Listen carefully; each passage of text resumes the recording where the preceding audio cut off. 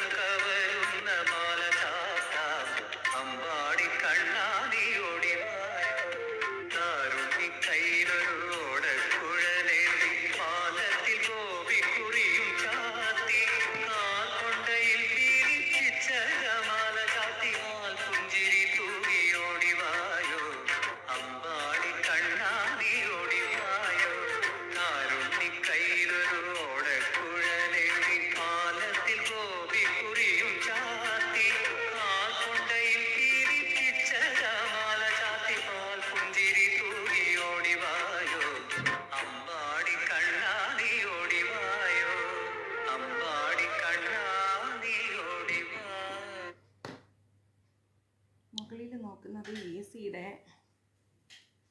ഈ ഒരു ഇത് കൂളിംഗ് വരുന്നില്ലേ എന്നൊരു സംശയം. ഫാനിൻ്റെ സ്പീഡ് കുറവാണോ അതിൽ?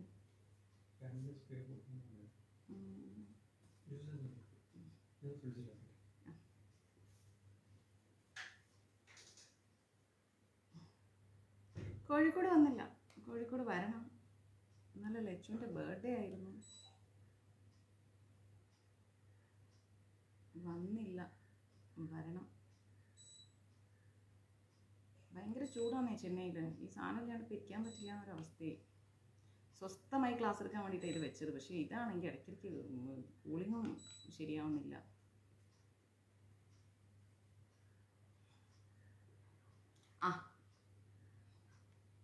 അക്ഷയ തൃതീയോ? എന്താണ് അക്ഷയ തൃതീയ? പറയും മാതാജി, ഞാൻ കേൾക്കട്ടെ. എന്താണ് അക്ഷയ തൃതീയ?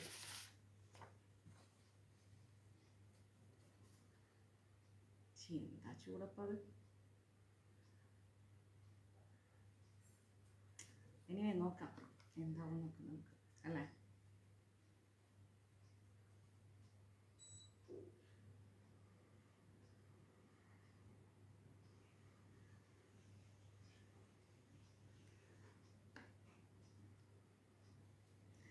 ഇല്ല, കഴിച്ചില്ല.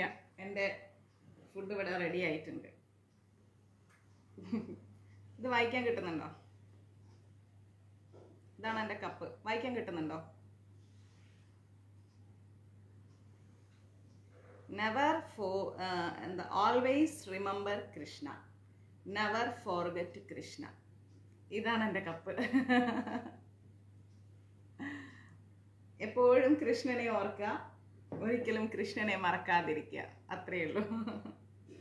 നമസ്തേ. കേൾക്കാൻ പറ്റുന്നില്ല? ഇപ്പൊ കേൾക്കാൻ പറ്റുന്നില്ല? ഇപ്പൊ പറ്റുന്നുണ്ടോ? അങ്ങനെ വിഷു ഒക്കെ കഴിഞ്ഞ് അല്ലേ, എല്ലാവരും നല്ല വിഷു ഒക്കെ ആഘോഷിച്ച് ഇനി എല്ലാവർക്കും വിഷു കിറ്റൊക്കെ അയച്ചു കൊടുക്കണം. 26-ാം തീയതിയോടുകൂടി ഞാൻ ഗുരുവായൂരെത്തും. ഏകദേശം ഒരു 30-31 വരെ ഗുരുവായൂരുണ്ടാവും. അവിടെ ആദ്യമായിട്ട് ഇനിയും സൗണ്ടില്ല എന്ന് പറഞ്ഞാൽ ഞാൻ എന്ത് ചെയ്യും?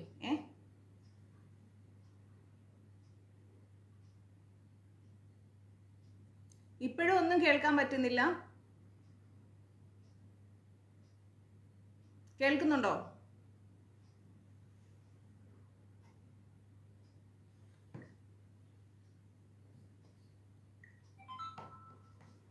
ഇപ്പൊ കേൾക്കാവോ?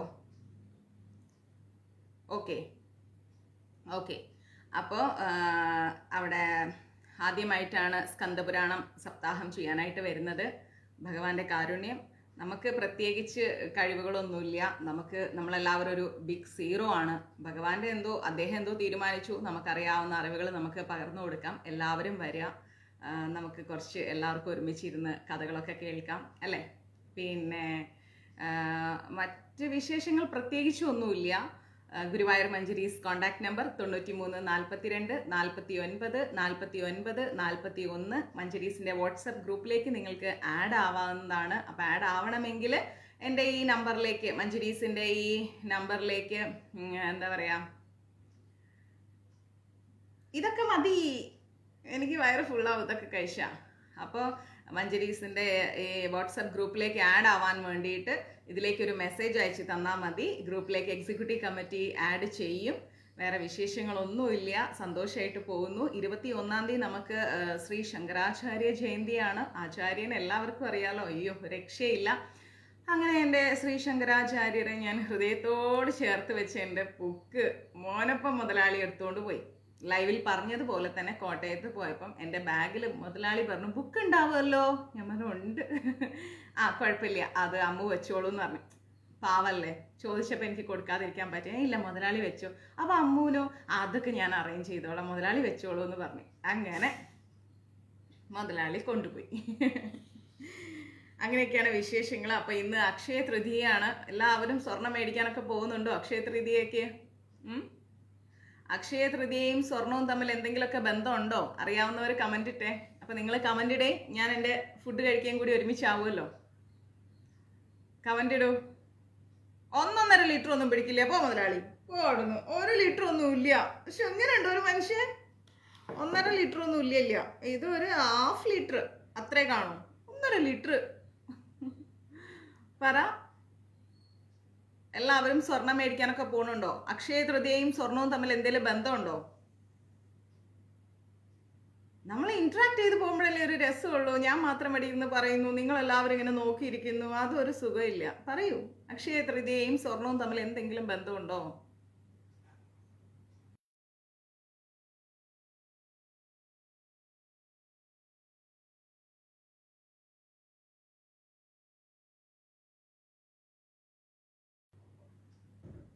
ബന്ധമില്ല. നമ്പർ ഒന്നുകൂടി പറയണോ? ഇതില് ഇതാക്കിയാ മതിയോ? ടൈപ്പ് ചെയ്തിട്ട് അതോ നമ്മുടെ സിനി മാതാജി ഇടുന്നു, നോക്കിക്കേ. 93 42 49 49 41. ക്ലാസ്സിലാണേ, കുറച്ച് കഴിഞ്ഞിട്ട് വിളിക്കൂ കേട്ടോ. ക്ലാസ്സിലാണ്.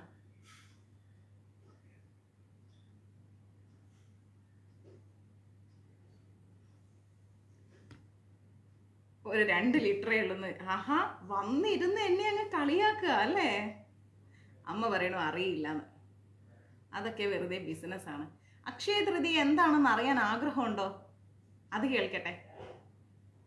എന്താണ് അക്ഷയ തൃതീയ? പറഞ്ഞു തരട്ടെ. അത് ഒരു വ്രതമാണ്. അക്ഷയ തൃതീയ എന്ന് പറയുന്നത് ഒരു വ്രതമാണ്. അതായത് നമ്മുടെ സൂര്യനും ചന്ദ്രനും ഒരുപോലെ പ്രഭാവമുള്ള 3 ദിവസങ്ങൾ വളരെ വിശേഷമായിട്ട് കരുതി വരികയാണ്. അതെ. സൂര്യനും ചന്ദ്രനും ഒരുപോലെ പ്രഭാവമുള്ള 3 ദിവസങ്ങള് നമ്മുടെ പഴയ ആളുകള് വളരെ വിശേഷമായിട്ട് കരുതുന്നുണ്ട്. മനസ്സിലായോ? ചൈത്രമാസത്തിലെ ശുക്ലപക്ഷ പ്രഥമ വർഷം. ഓക്കെ, അതാണ് എന്ത് നമ്മുടെ അക്ഷയ തൃതീയ എന്ന് പറയുന്നത്. ശാന്തമാതാജി ഒരു മിനിറ്റ് ഒന്ന് വിചാരിക്കല്ലേ, ഉച്ചയ്ക്ക് വരില്ലേ വീട്ടിലേക്ക്? ലഞ്ച് ഇവിടെ അറേഞ്ച് ചെയ്യണോ അല്ലെ കഴിച്ചിട്ട് വരും? ഒന്ന് ടൈപ്പ് ചെയ്തിടണേ മാതാജി. അത് നമ്മുടെ ശാന്തമാതാജി ഉച്ചയ്ക്ക് വരണം. വിഷു കിറ്റ് പാക്ക് ചെയ്യാൻ വേണ്ടി ശാന്തമാതാജി വന്നാൽ ഒന്ന് പാക്ക് ചെയ്ത് തന്നാൽ ഉപകാരമായി. എനിക്കൊന്ന് പുറത്ത് പോകണം. ഞാൻ ഉണ്ടാവും ഇവിടെ, എന്നാലും മാതാജി ഒന്ന് പാക്ക് ചെയ്താൽ ഹെൽപ്പായി. ചിഞ്ചു മാതാജി എത്തിയിട്ടില്ലല്ലോ, കാരണം 2 ദിവസം കഴിയുമ്പോൾ പിന്നെ അന്നദാനം ഉണ്ടാവും, പിന്നെ എനിക്ക് ഗുരുവായൂർ പോകണം. എല്ലാം കൂടി നമുക്ക് ഭയങ്കര ബുദ്ധിമുട്ടാവും. അയക്കാനുള്ള അഷ്ടഗന്ധം അത് ഇതൊക്കെ ഞാൻ ഇന്നലെ അയച്ചു. ഇനി കുറച്ച് നാരായണി അയക്കാനുണ്ട്. അപ്പോൾ എല്ലാം ഇന്ന് പാക്കിങ് കഴിഞ്ഞാൽ നാളെ രാവിലെ പോസ്റ്റ് ഓഫീസിൽ എത്തിക്കാം. ശാന്തമാതാജി വരുമെങ്കിൽ പാക്കിങ് ഇവിടെ സ്റ്റാർട്ട് ചെയ്യാം. പിന്നെ ലഞ്ച് ഞാനിവിടെ റെഡിയാക്കാം. മോനപ്പൻ മുതലാളിയുടെ ചക്കക്കുരും മാങ്ങയും കറി വെച്ചതും ബീറ്റ്റൂട്ട് തോരനും പപ്പടവും പ്രസന്നാമ്മയുടെ അച്ചാറും തൈരും ചോറും ഉണ്ട്. വരുന്നോ മാതാജി? ഇപ്പൊ ശാന്തമാതാജിയുടെ റിപ്ലൈ വരും. അപ്പോൾ ചൈത്രമാസത്തിലെ ശുക്ലപക്ഷ പ്രഥമ വർഷം. നമ്മുടെ പ്രഭുജിയുടെ വിവരം കൂടി പറയും മാതാജി. No idea. അശ്വിന മാസത്തിലെ ശുക്ലപക്ഷ ദശമി. ഓക്കെ, അശ്വിന മാസത്തിലെ ശുക്ലപക്ഷ ദശമി, വിജയദശമി. ഓക്കെ, ശ്രദ്ധിച്ച് കേൾക്കണേ.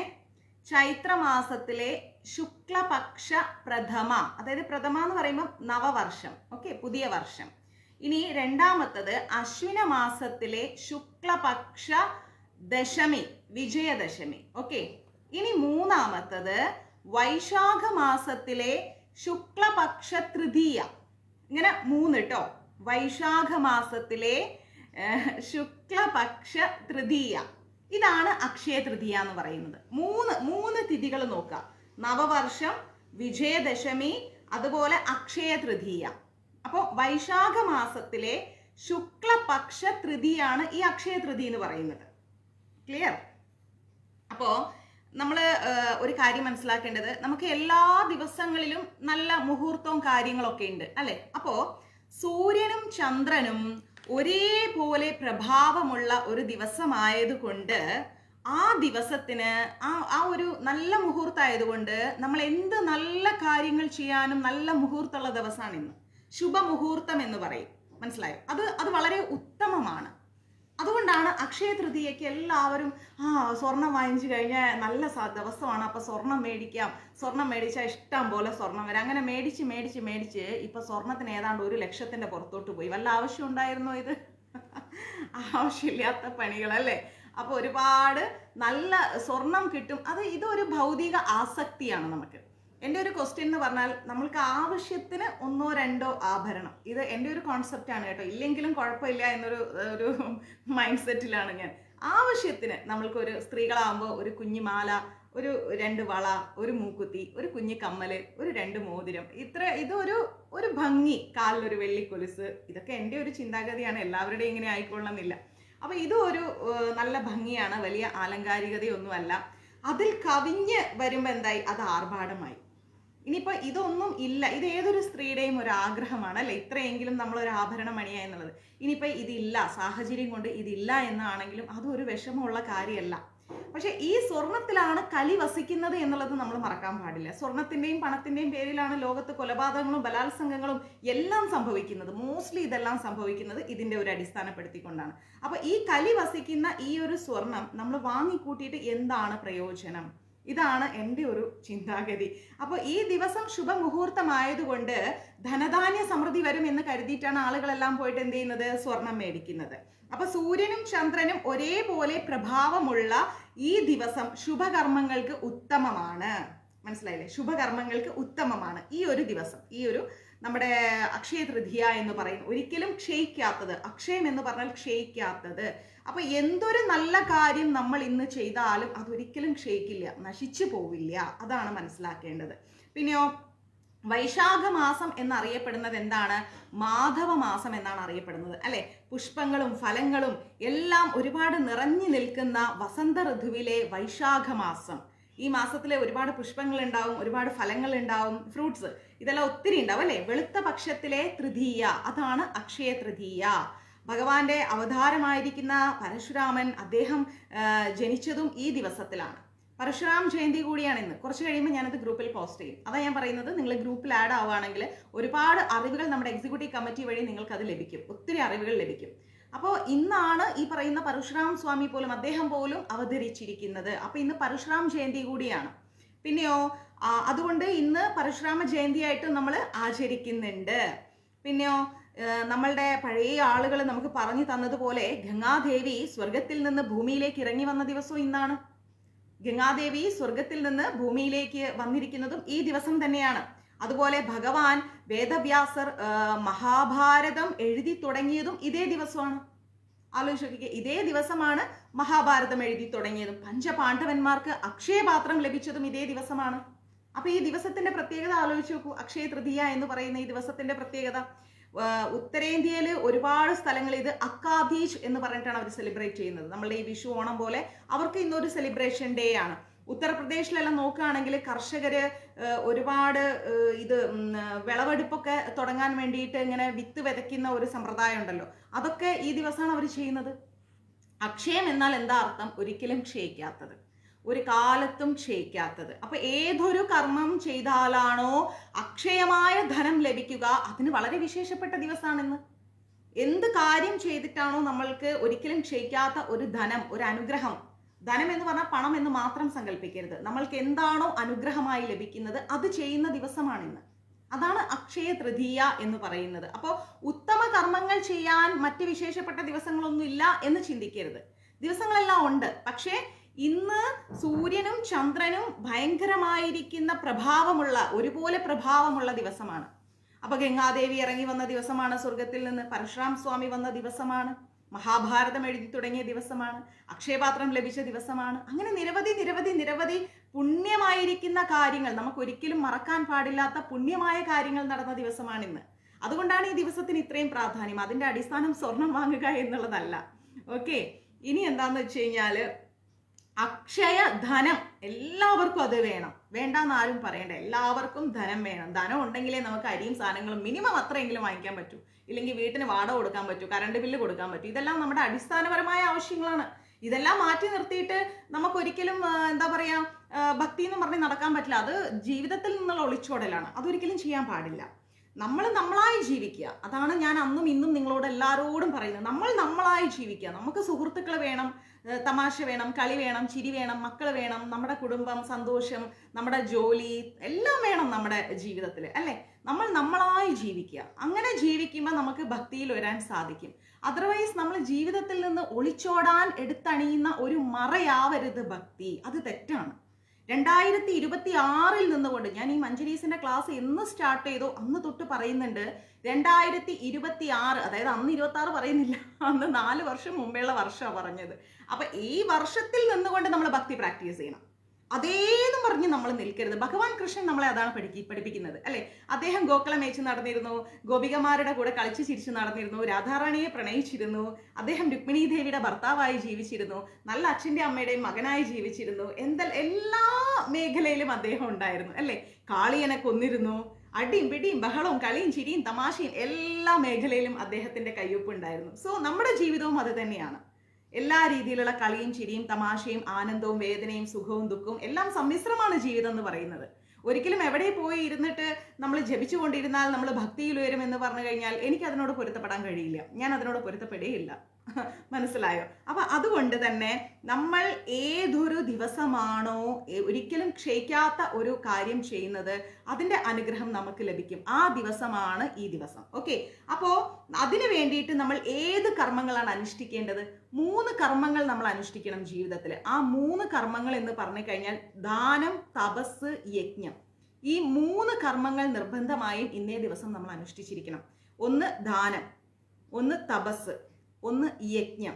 മനസ്സിലായോ? അപ്പൊ ഈ 3 കർമ്മങ്ങൾ എന്ന് പറഞ്ഞു കഴിഞ്ഞാൽ അലൗകിക സമ്പത്തുകളുടെ പ്രാധാന്യം വിളിച്ചു കൊണ്ടുവരുന്നതാണ്. അലൗകിക സമ്പത്തുകൾ, ലൗകിക സമ്പത്തല്ല നമുക്ക് വേണ്ടത്. അതായത് ഈ ജീവിതത്തിൽ കുറേ പണവും പൈസയും ഒക്കെ നമ്മൾ ചേർത്ത് വെച്ചിട്ട് ആ ജീവിതത്തിൽ സന്തോഷം കണ്ടെത്താൻ സാധിക്കുമെന്ന് വിചാരിച്ചാൽ ഒരിക്കലും നടക്കില്ല. ആ ലൗകിക സമ്പത്താണ് നമുക്ക് വേണ്ടത്, അല്ലെ? നമ്മളിവിടെ എന്ത് ചെയ്തിട്ടാണോ ഈശ്വരന്റെ അടുത്തേക്ക് പോകുന്നത്, അതാണ് നമ്മളുടെ ജന്മത്തെ പരിപൂർണമാക്കി മാറ്റുന്നത്. അത് സമ്പത്തിന്റെ അടിസ്ഥാനത്തിലല്ല നമുക്കൊരു പരിപൂർണത ലഭിക്കുന്നത്. മനസ്സിലായോ? അപ്പോ ഭാരതത്തിലെ പല പൗരാണിക സമൂഹങ്ങളും അതിവിശേഷമായിട്ടാണ് ഈ അക്ഷയ തൃതീയ ദിവസം കണ്ടുവരുന്നത്. അന്നേ ദിവസം ഏത് ദേവതയാണോ നമ്മൾ ഉപാസിക്കുന്നത്, ഇപ്പൊ നമ്മൾ കൃഷ്ണനെ ആരാധിക്കുന്നവരുണ്ട്, സുബ്രഹ്മണ്യ സ്വാമി ആരാധിക്കുന്നവരുണ്ട്, ഭഗവതിയെ ആരാധിക്കുന്നവരുണ്ട്. വാട്ടെവർ നിങ്ങൾക്ക് ആരെ ഇഷ്ടമുണ്ടോ അവരെ ആരാധിക്കുക. ആ ആരാധനയിൽ ഒരു ധർമ്മമുണ്ട്. മനസ്സിലായില്ലേ? അപ്പൊ അങ്ങനെ നമ്മൾ ആരാധിച്ചു പോകുന്ന ആ ദേവതയുടെ മന്ത്രം, ഇപ്പൊ ഭഗവതിയുടെ ആണെങ്കിൽ അതല്ല എനിക്ക് ഗണപതിയാണ് മാതാജി കൂടുതൽ ഇഷ്ടം, ഓക്കെ, നിങ്ങൾ ചെയ്തോളൂ. ഏത് മന്ത്രത്തിലൂടെയും നമുക്ക് ലഭിക്കുന്നത് ഒരു ആനന്ദം, സന്തോഷം, സമാധാനം, ഒരു ഐശ്വര്യം, ഒരു ധാർമ്മികത, ഇതാണ് നമുക്ക് ലഭിക്കുന്നത്. ഹരേ കൃഷ്ണ മഹാമന്ത്രം ജപിക്കാൻ നമ്മൾ പല പല പല പല മന്ത്രങ്ങളിലൂടെ കയറി വരണം. ഒരു മഴത്തുള്ളി ഭൂമിയിലേക്ക് പതിക്കുന്ന സമയത്ത് ആ മഴത്തുള്ളി വളരെ വളരെ പ്യൂറാണ്, നല്ല വൃത്തിയുള്ള വെള്ളമാണ്. പക്ഷെ അത് നശിപ്പിക്കപ്പെടുന്നത് ആ വീഴുന്ന സ്ഥലത്തിനെ ആശ്രയിച്ചിരിക്കും, അല്ലെ? നല്ല ഒരു പാത്രത്തിലാണ് അത് വീഴുന്നെങ്കിൽ അത് അതുപോലെ പരിപൂർണമായിരിക്കും. പക്ഷെ അതൊരു ചെളിയിലാണ് പോയി പതിക്കുന്നതെങ്കിൽ ആ ചെളിയിൽ അത് മലിനമാവും. അപ്പോൾ എവിടെയാണോ നമ്മൾ പതിക്കുന്നത് അതാണ് പ്രശ്നം, ആ സ്ഥലമാണ് പ്രശ്നം. പക്ഷെ അതിൽ നിന്ന് അത് വീണ്ടും ഇങ്ങനെ സംയോജിച്ച് പല പല വഴികളിലൂടെ, കുഞ്ഞു കുഞ്ഞു അരുവികളിലൂടെ, നദികളിലൂടെ, പുഴകളിലൂടെ, ആറുകളിലൂടെ ഒക്കെ പോയി അവസാനം ഒരിക്കലും വേർതിരിച്ചറിയാനാവാത്ത വിധം സമുദ്രത്തിലേക്ക് ലയിച്ചു പോവുകയാണ്, അല്ലെ? ഈ മഴത്തുള്ളി വന്ന് വീണ് ഇത് ടോയ്ലറ്റിന്റെ വെള്ളമാണോ അല്ലെങ്കിൽ പുണ്യ നദിയുടെ വെള്ളമാണോ എന്നൊന്നും നമുക്ക് വേർതിരിച്ചറിയാൻ പറ്റാത്ത രീതിയിൽ നമ്മൾ സമുദ്രത്തിലേക്ക് ആ ജലം ലയിച്ചു ചേരുന്നത് പോലെ നമ്മൾ ഏത് വഴികളിലൂടെ വന്നു എന്നുള്ളതല്ല, ആ വഴികളിലൂടെ യാത്ര ചെയ്ത് അവസാനം നമ്മൾ ഈശ്വരനിലേക്ക് എത്തുന്നു എന്നുള്ളതിലാണ് കാര്യം. അപ്പൊ അങ്ങനെ ഈശ്വരനിലേക്ക് എത്താൻ വേണ്ടിയിട്ട് നമ്മൾ പ്രയാണം ചെയ്യുന്ന വഴികളിൽ, യാത്ര ചെയ്യുന്ന വഴികളിൽ പല പല ദേവതാ ഉപാസനകൾ നമ്മളിലേക്ക് വരും. അതിലൊന്നും ഒരു തെറ്റില്ല. വർഷിപ്പ് ചെയ്തോളൂ. ചെയ്തിട്ട് നമ്മൾ എന്ത് ചെയ്യുക? അവസാനം കൃഷ്ണൻ എന്ന് പറയുന്ന ആ സത്യത്തെ അറിയാം. ആ സത്യത്തിലേക്ക് എത്താൻ സാധിച്ച് ഹരേ കൃഷ്ണ മഹാമന്ത്രം ജപിക്കാൻ സാധിച്ചു കഴിഞ്ഞാൽ പിന്നെ നമുക്ക് ഒന്നും ചിന്തിക്കാനില്ല. നമ്മുടെ ജന്മം പരിപൂർണമായി. മനസ്സിലാവുന്നുണ്ടോ? അതാണ് പരമദിവ്യോത്തമ പുരുഷൻ എന്ന് പറയുന്നത്. അങ്ങനെ നമ്മൾ ഈ ദിവസം മന്ത്രങ്ങളെല്ലാം ജപിക്കുക. അതുപോലെ തന്നെ നമ്മൾ എന്ത് ചെയ്യുക? നാരായണീയം വായിക്കുക. പിന്നെ നമ്മൾക്ക് വിഷ്ണു സഹസ്രനാമം ജപിക്കുക. അങ്ങനെ ഭഗവത്ഗീത, ഭാഗവതം, എന്താണോ നിങ്ങൾക്ക് ഹാപ്പി ആയിട്ട്, നിങ്ങളുടെ മനസ്സിന് ഈസി ആയിട്ട്, ലളിത സഹസ്രനാമം, നിങ്ങൾക്ക് എന്താണോ സന്തോഷം തരുന്നത്, അങ്ങനെ ഒരിക്കലും ക്ഷയിക്കാത്ത അലൗകികമായിരിക്കുന്ന ഒരു സമാധാനം നമ്മൾ എന്ത് ചെയ്യുക? ജീവിതത്തിലേക്ക് കൊണ്ടുവരിക. അതിന് വേണ്ടിയിട്ടാണ് നമ്മൾ ഇതെല്ലാം ചെയ്യുന്നത്. ക്ലിയർ?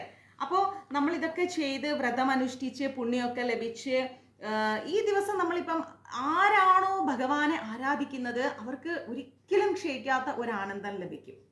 ഈ ദിവസം നമ്മൾ ഗുരുവായൂരപ്പനെ ആരാധിച്ചു കഴിഞ്ഞാൽ, എല്ലാ ദിവസവും ആരാധിച്ചാൽ കിട്ടും, പക്ഷെ എങ്കിൽ കൂടി കുറച്ചുകൂടി അധികം കിട്ടും. അതാണ് അതിൻ്റെ വിശ്വാസം. അപ്പം ഒരിക്കലും ക്ഷയിക്കാത്ത ആ ഒരു അക്ഷയ തൃതീയ ദിവസം നമ്മൾ എന്ത് ചെയ്യാം?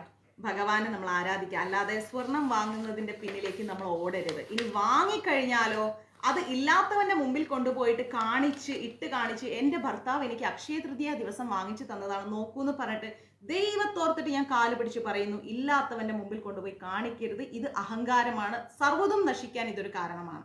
അത് ചെയ്യരുത്. ഒരിക്കലും ഇല്ലാത്തവന്റെ മുമ്പിൽ കൊണ്ടുപോയി നമുക്കുള്ളത് കാണിക്കരുത്. എനിക്കത് ഇഷ്ടമല്ല, ഞാനത് സപ്പോർട്ട് ചെയ്യില്ല. കാരണം മഞ്ജരീസിലൂടെ ഞാൻ എന്നും പറയുന്നത്, എല്ലാം ഉള്ളവൻ മഞ്ജരീസിലേക്ക് വരണ്ട.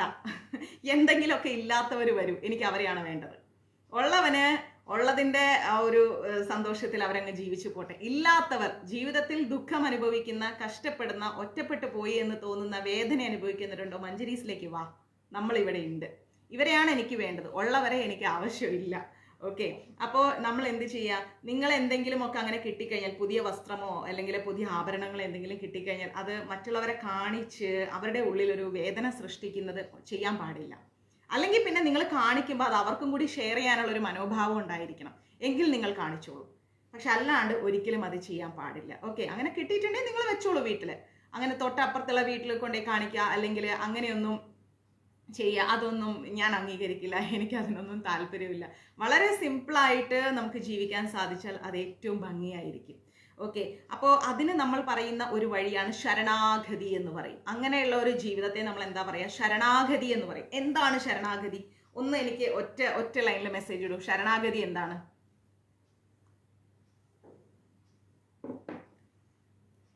എന്താണ് ശരണാഗതി? എന്തെങ്കിലും ഐഡിയ ഉണ്ടോ ശരണാഗതി എന്ന് പറയുമ്പോൾ? പറയൂ. No idea. ശരണാഗതി എന്താണെന്ന് അറിയില്ല. ഞാൻ പേര് വിളിച്ച് ചോദിക്കണോ അല്ലെങ്കിൽ പറയുന്നു? ഇപ്പൊ അറിയില്ല എന്നാണെങ്കിൽ പെട്ടെന്ന് അറിയില്ല എന്ന് പറഞ്ഞാൽ എസ്കേപ്പ് ആവാം. പേര് വിളിച്ച്, അയ്യോ മാതാജി എൻ്റെ പേര് വിളിച്ചു, ഞാൻ ഇനി എങ്ങനെ മെസ്സേജ് ഇടാതിരിക്കും, മിണ്ടാതെ ലൈവിലിരിക്കാം എന്ന് ചിന്തിക്കേണ്ടി വരും. എന്താണ് ശരണാഗതി? എന്തെങ്കിലും ഒരു ലൈനിൽ ഒന്ന് ചുമ്മാ ഒന്ന് ടൈപ്പ് ചെയ്തിട്ട് ഞാൻ കേൾക്കട്ടെ ശരണാഗതി എന്താണെന്ന്. എന്തെങ്കിലും ഐഡിയ ഉണ്ടോ ശരണാഗതിക്ക്? No idea. എവിടെ മോനപ്പ മുതലാളിയൊക്കെ കുറെ നേരമായിട്ട് എന്നെ ഇങ്ങനെ ഓരോന്ന് പറഞ്ഞുകൊണ്ടിരിക്കുകയായിരുന്നില്ലേ, ഞാൻ ഒരു ഗ്ലാസ് ഇത് കുടിക്കുന്നു, 1.5 ലിറ്റർ കുടിക്കുന്നു എന്നൊക്കെ. സർവം കൃഷ്ണാർപ്പണം. No idea. ഭഗവാനിൽ അഭയം പ്രാപിക്കുക, ഭഗവാനിൽ ലയിക്കുക. ഇനി നെക്സ്റ്റ്.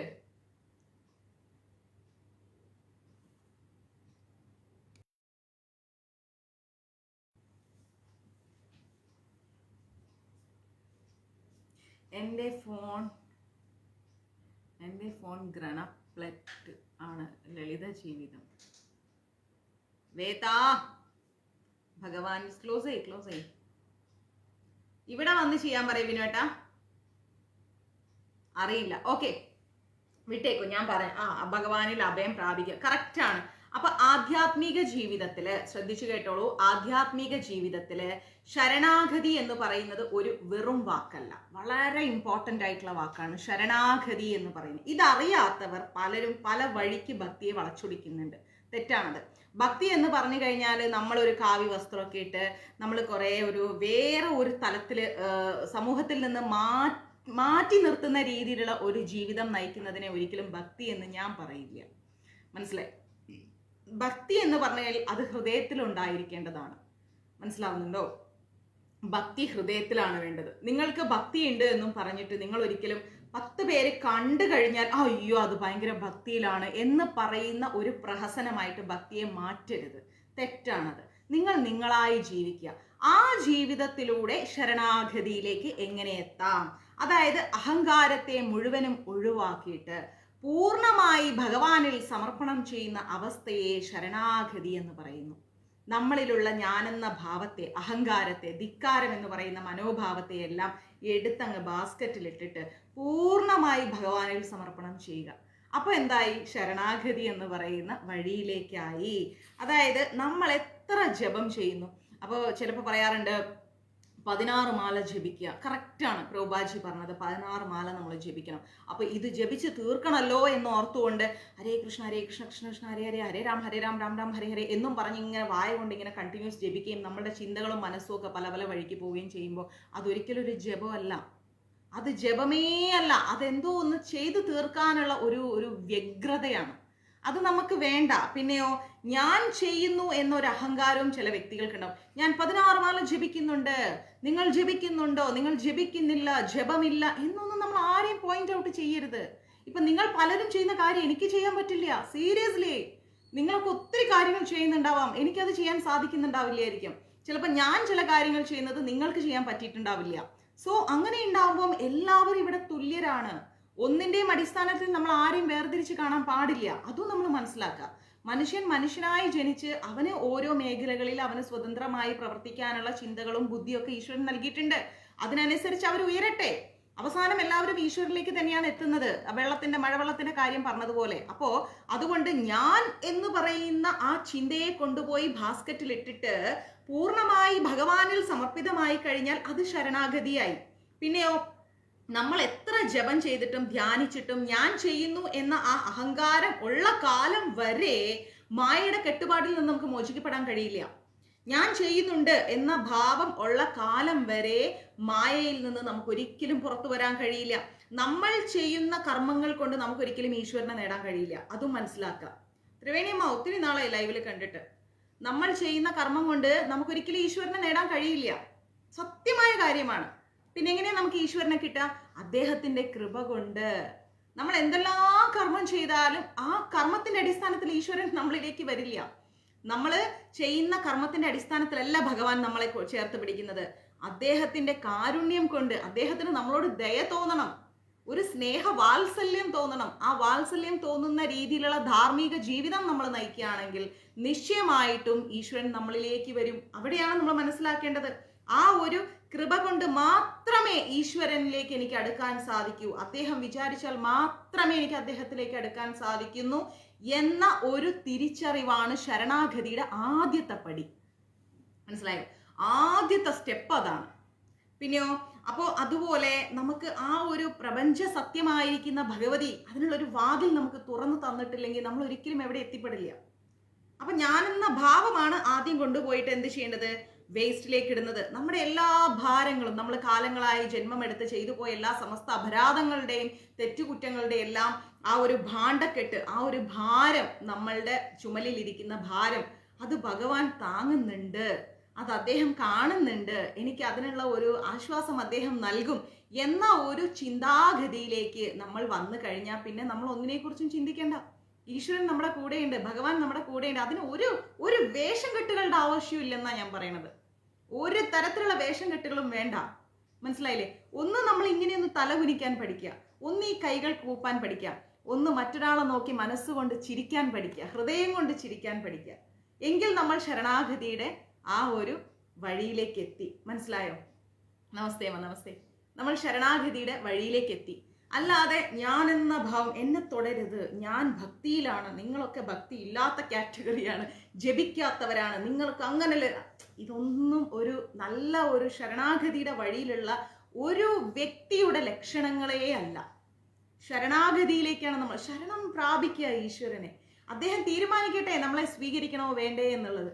ആ മനോഭാവത്തിൽ ഞാൻ എന്ന് പറയുന്ന ആള് ഒന്നുമല്ല, എനിക്ക് ഒന്നുമില്ല, ഞാൻ എന്തെല്ലാം ചെയ്തു കൂട്ടിയാലും അതുകൊണ്ടൊന്നും ഒരു കാര്യവും ഇല്ല, ഭഗവാൻ നിശ്ചയിച്ചാൽ മാത്രം ലഭിക്കുന്ന ഒരു മോക്ഷം.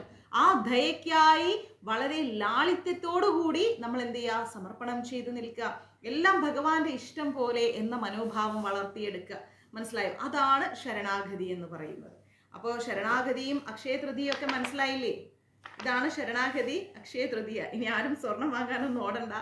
ശരണാഗതിയുടെ വഴിയിലാണെന്നും പറഞ്ഞിട്ട് വേഷവിധാനങ്ങളൊന്നും മാറ്റണ്ട. നമ്മൾ നമ്മളായി ജീവിക്കുന്നേ. ഈശ്വരൻ നമ്മളെ വിളിക്കുമ്പം, അദ്ദേഹത്തിന് ഒരു ഇഷ്ടം തോന്നുമ്പം നമുക്ക് അദ്ദേഹം എല്ലാ അനുഗ്രഹങ്ങളും നൽകട്ടെ. അത് മതി നമുക്ക്, അല്ലേ? അതാണ് നമുക്ക് വേണ്ടത്. പിന്നെ നാരായണീയം കാണിച്ചു തന്നില്ല എന്ന് പലരും പറഞ്ഞു. നമ്മുടെ നാരായണീയം ഒന്ന് എടുത്തേ. പുതിയ നാരായണീയം ഗ്രേറ്റ്, നല്ല, എന്താ പറയാ, ക്ഷമിക്കൂ അമ്മ, അന്വേഷിക്കാണ്ടല്ലോ, എത്ര പേരെ കാര്യങ്ങൾ അന്വേഷിക്കുന്നു. ക്ഷമിക്കൂ, ഓടടാ ഓട്ടം. രാത്രി 2-3 മണിക്കാണ് ഷൂട്ടിംഗ് കഴിഞ്ഞ് വരുന്നത്. അന്ന് ഞാനിത് ഇങ്ങനെ കിറങ്ങിയാ വരുന്നത്. ഇത് കാണിച്ചു തരാം, നാരായണീയം കാണിച്ചു തരാം. വലിയ അക്ഷരമുള്ള നാരായണി, ഇവിടെ ചെന്നൈയിൽ പ്രിന്റ് ചെയ്യുന്നതാണ്. നല്ല ബുക്ക്, എളുപ്പം വായിക്കാൻ പറ്റും. ഒത്തിരി പേർക്ക് ഞാനിപ്പോൾ പാക്ക് ചെയ്തിട്ടുണ്ട്. നിങ്ങൾക്ക് ആർക്കെങ്കിലും വേണമെങ്കിൽ ഇപ്പോൾ പറഞ്ഞു കഴിഞ്ഞാൽ മഞ്ജരീസിന്റെ നമ്പറിൽ മെസ്സേജ് ഇട്ട് വെച്ചാൽ മതി. 9340. ഇവിടെ പുറത്തൊരെണ്ണമുണ്ട്, ആ സ്റ്റോക്ക് പൊട്ടിക്കണ്ട. ഞാൻ വായിക്കുന്ന പുറത്ത് വായിക്കാൻ വെക്കുന്ന നാരായണിയുണ്ട്. നല്ല വലിയ അക്ഷരമാണ്, കാണിച്ചുതരാം. കണ്ടോ? നോക്കിക്കേ.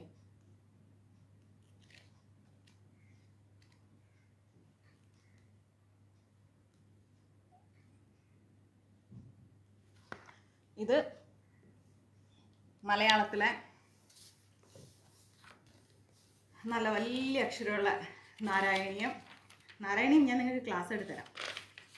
ഇത് കൊണ്ട് നടക്കാനും വായിക്കാനും ഒക്കെ ഭയങ്കര സുഖമാണ്. അപ്പം എനിക്ക് കുറച്ചൊരു 100 ബുക്ക് അല്ലേ, 100ലേക്കില്ല, 100 ബുക്കോളം നമുക്ക് കിട്ടിയിട്ടുണ്ട്, 100 ടോ. അപ്പം ആ ഒരു എല്ലാവരും വാങ്ങി വെക്കുക. കാരണം നമുക്ക് കണ്ണടയൊക്കെ വെച്ച് വായിക്കുന്നവർക്കൊക്കെ വളരെ എളുപ്പമാണ് ഇത് വായിക്കാനൊക്കെ. നല്ല ബുക്ക്, എനിക്ക് ഭയങ്കര ഇഷ്ടമാണ്. ഇത് നിങ്ങളെല്ലാവരും വാങ്ങി കയ്യിൽ വെക്കൂ. ഓക്കെ. മഞ്ജരീസിൻ്റെ നമ്പറിലേക്ക് ഇന്ന് മെസ്സേജ് ഇട്ട് വെച്ചോ. ഞാൻ ശാന്ത മാതാജി വന്ന് നോക്കിച്ചിട്ട് അഡ്രസ്സൊക്കെ എഴുതിയെടുത്തിട്ട് നാളെ തന്നെ നിങ്ങൾക്ക് ഇത് അയച്ചു തരാം, നാരായണീയം. കാരണം ഇപ്പോൾ അവരുടെ കയ്യിൽ ഇനി എനിക്ക് തോന്നുന്നു ഒരു 8 ബുക്കോ 10 ബുക്കോ കൂടി ഉണ്ട് സ്റ്റോക്ക്. അപ്പം ഞാൻ അവരോട്, ആരാണത്, ഗിരിയാണ് പബ്ലിഷ് ചെയ്യുന്നത്, ഇവിടെ ചെന്നൈയിലാണ്, നമ്മുടെ വീട്ടിൻ്റെ അടുത്ത്. അപ്പം അവരോടാണ് ഞാനിത് കളക്ട് ചെയ്തത്. നല്ല നാരായണീയമാണ്. സാന്ദ്രാനന്ദാവബോധാത്മകം അനുഭവമിതം കാലദേശാവദിവ്യാം നിർമുക്തം നിത്യമുക്തം നിഗമശതസഹസ്രേണ നിർഭാസ്യമാനം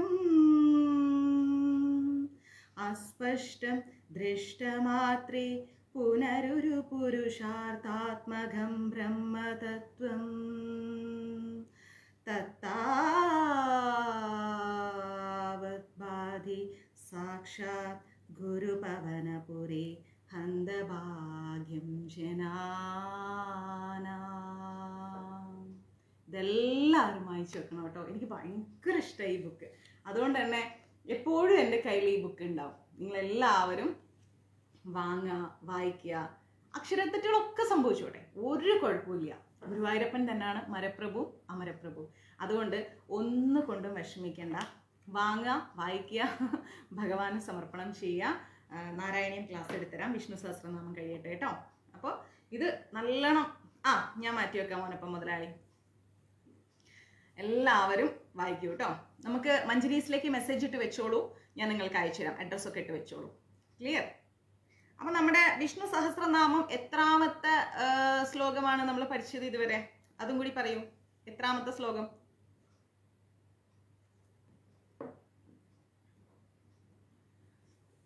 55 ആണോ? 55ാമത്തെ ശ്ലോകമാണോ പഠിച്ചത്? വേഗം പറഞ്ഞാൽ നമുക്ക് വേഗം ക്ലാസ് എടുത്തു. ഒന്ന് 2 ക്ലാസ് ഉണ്ട് കേട്ടോ, വൈകിട്ടും ക്ലാസ് ഉണ്ടേ. വീട്ടിലുണ്ടാകുമ്പോഴേ എനിക്കിങ്ങനെ എടുത്തരാൻ പറ്റൂ. 55 അല്ലേ നമ്മൾ എടുത്തത് ലാസ്റ്റ്. ഇനി 56ാമത്തെ ശ്ലോകത്തിലേക്ക് പോകുന്നു. കറക്റ്റ് അല്ലേ? 58 പഠിച്ചു, ഇനി 59ലേക്ക് പോകണം അല്ലേ? ക്ലിയർ? വേദാഹ പഠിച്ചോളൂ. വേദാഹ അതും ബാഗിലുണ്ട്. അതുകൊണ്ടാണ് ഞാൻ വലിയ ഹാൻഡ് ബാഗും കൊണ്ട് നടക്കുന്നത്. ലളിത സഹസ്രനാമം, വിഷ്ണു സഹസ്രനാമം, നാരായണീയം, ദേവി മഹാത്മ്യം, ഇതൊക്കെ എൻ്റെ ബാഗിലുണ്ടാവും. വേദാഹ സാംഖോ സ്വാംഖോ അജിധ, സൂപ്പർ, അജിധഃ കൃഷ്ണോഹ കൃഷ്ണോഹ ദൃഢഃ ദൃഢഃ സംകർഷണോ സംകർഷണോ അച്യുതഃ. കിട്ടിയോ വായിക്കാൻ? അച്യുതഃ. വേദാഹോ സാംഖോ അജിതഃ കൃഷ്ണോഹ ദൃഢഃ സംകർഷണോ അച്യുതഃ. വരുണോ വരുണോ വാരുണോ വൃക്ഷഃ വൃക്ഷഃ പുഷ്കരാക്ഷോ പുഷ്കരാക്ഷോ മഹാമനഃ. വായിക്കാൻ കിട്ടിയോ? മഹാമനഃ. വേദാഹോ സാംഖോ അജിതഃ കൃഷ്ണോഹ ദൃഢഃ സംകർഷണോ അച്യുതഃ വരുണോ വാരുണോ വൃക്ഷഃ പുഷ്കരാക്ഷോ മഹാമന. വായിക്കാൻ കിട്ടിയോ? ഓക്കെ അല്ലേ?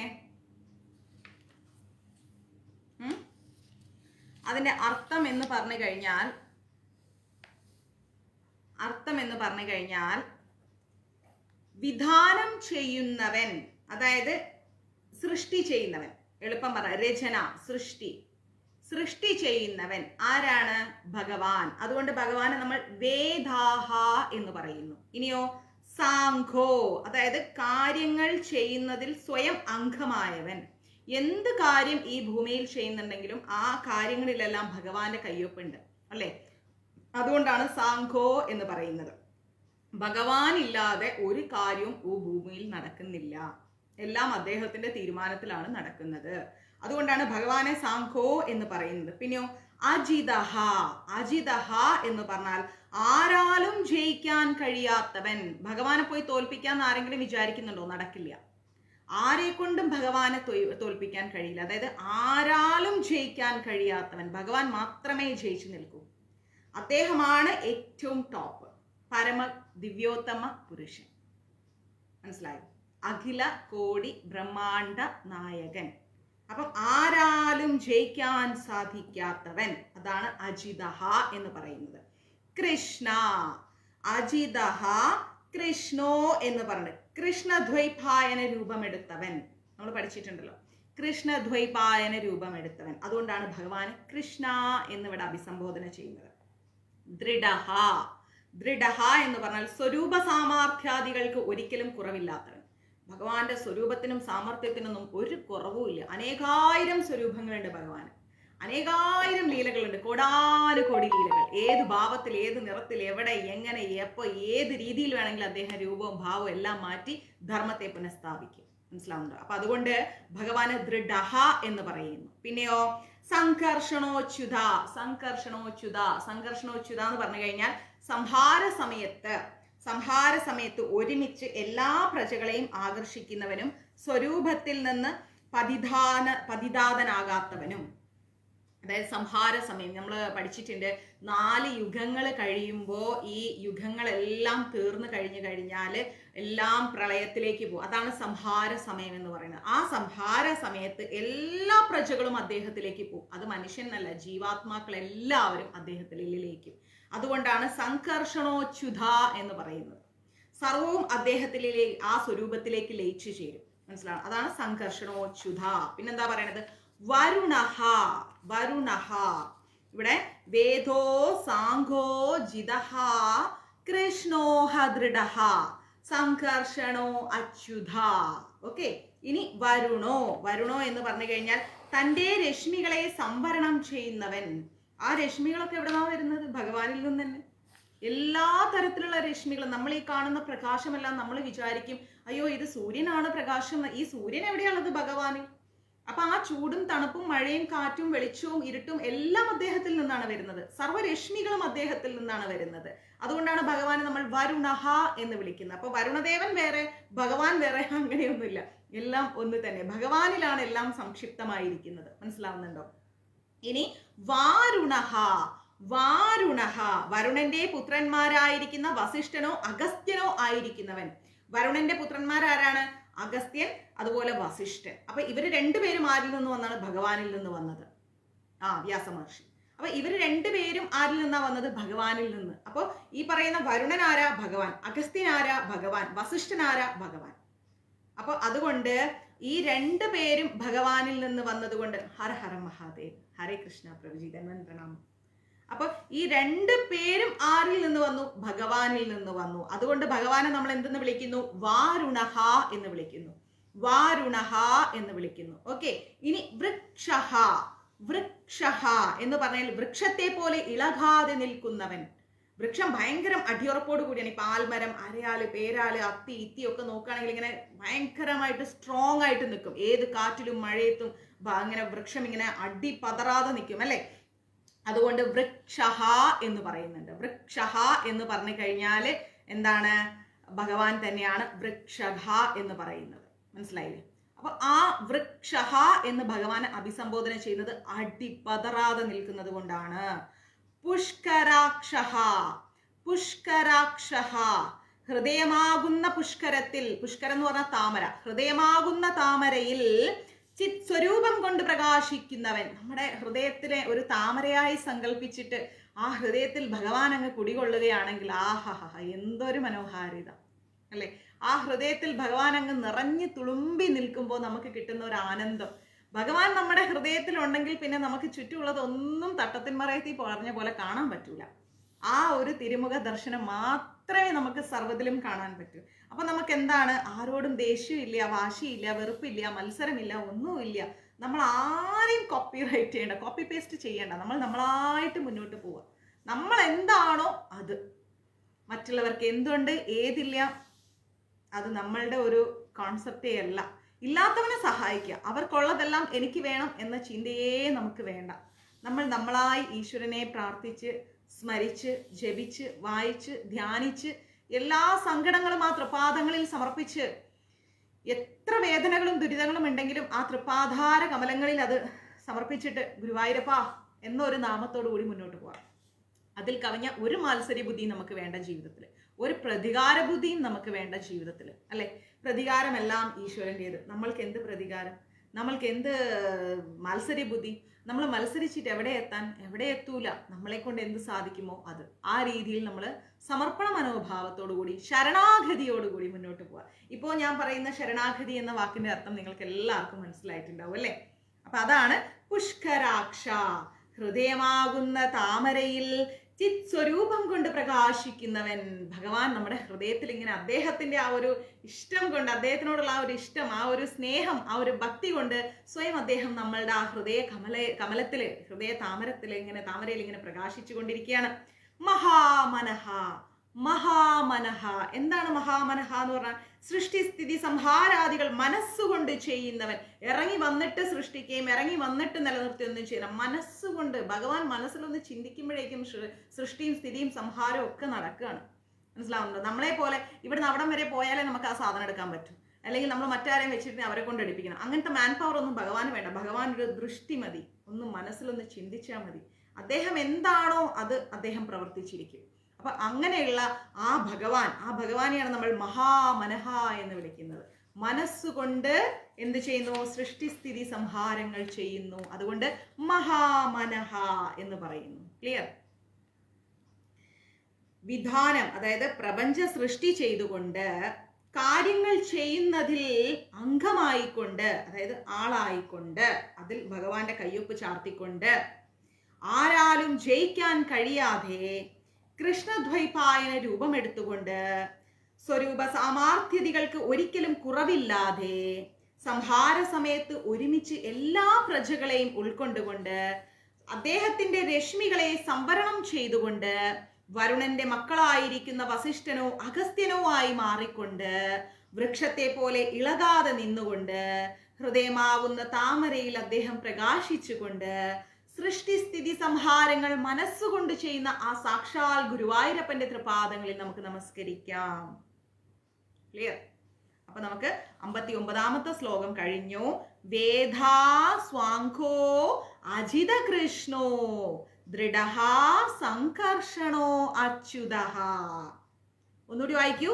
വേദാ സാംഘോ അജിത കൃഷ്ണോഃ ദൃഢഃ സംകർഷണോ അച്യുതഃ. വായിക്കാൻ കിട്ടിയില്ലേ?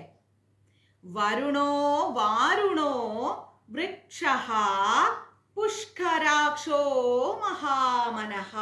പുഷ്കരാക്ഷോ മഹാമനഃ. ഓക്കെ, വായിക്കാൻ കിട്ടിയെങ്കിൽ മെസ്സേജ് ഇട്ട് നല്ല അടുത്ത ലൈനിൽ പോവാം.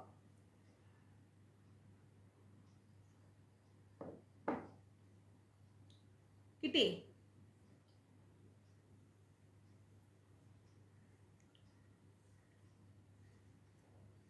Yes, super. ഇനി ഭഗവാൻ ഭഗഹ. ഈ മെസ്സേജ് ഇട്ടത് ആരാണ്? വിനോദേട്ടനോ? ഭഗവാൻ പിന്നെന്താ ഭഗഹ? അത് ഇവിടെ ഇരുന്നാ പഠിക്കണം. ഇതേണ്ടിയിരിക്കണം. അത് അവിടെ ഇരുന്നാണ് പഠിച്ചുകൊണ്ടിരിക്കുന്നത്. കിട്ടിയെന്ന് മെസ്സേജ് ഇടുന്നു. ഭഗവാൻ ഭഗഹ. സൂപ്പർ. ഇനി അടുത്ത ലൈൻ ശ്രദ്ധിക്കണേ. ഭഗവാൻ ഭഗഹ, ഭഗവാൻ ഭഗഹ ആനന്ദി. ആനന്ദി. ഭഗവാൻ എന്ന് പറഞ്ഞാൽ ഐശ്വര്യം, വീര്യം, യശസ്, അതുപോലെ ശ്രീ, ജ്ഞാനം, വൈരാഗ്യം എന്നീ 6 ഭാഗങ്ങളോട് കൂടിയിരിക്കുന്നു. അതാണ് ഭഗവാൻ. ഭഗവാൻ. ഐശ്വര്യം, വീര്യം, യശസ്, ശ്രീ, ജ്ഞാനം, വൈരാഗ്യം. ഐശ്വര്യം,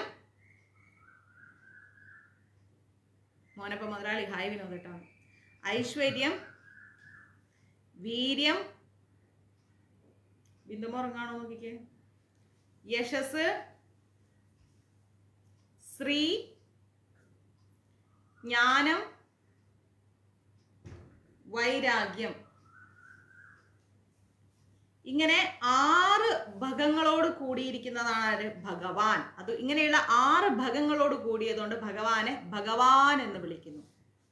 ഓക്കെ, ഇനി എന്താ അടുത്ത ലൈന്? ഭഗവാൻ എന്ന് പറഞ്ഞാൽ നമ്മൾ പഠിച്ചു. ഇനി ഭഗഹ.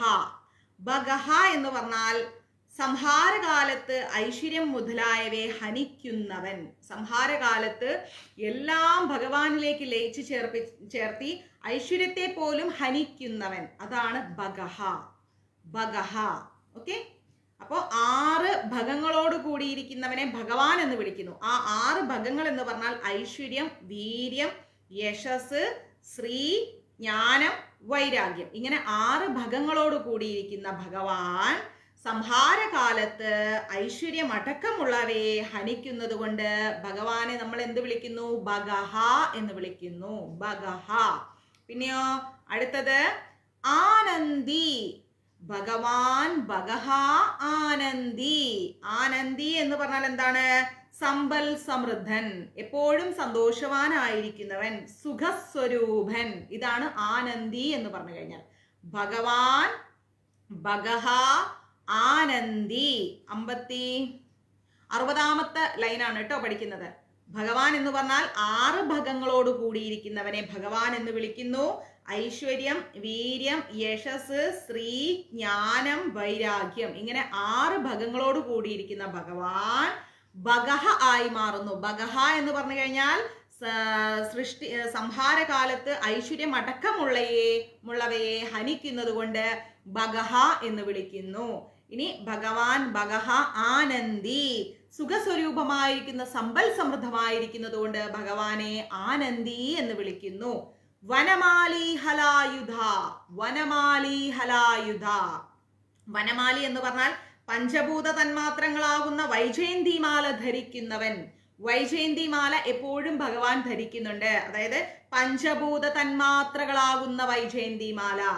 പഞ്ചഭൂത തന്മാത്രകളാകുന്ന വൈജയന്തിമാല ധരിക്കുന്നത് കൊണ്ട് ഭഗവാനെ നമ്മൾ വനമാലി എന്ന് വിളിക്കുന്നു. വനമാലി.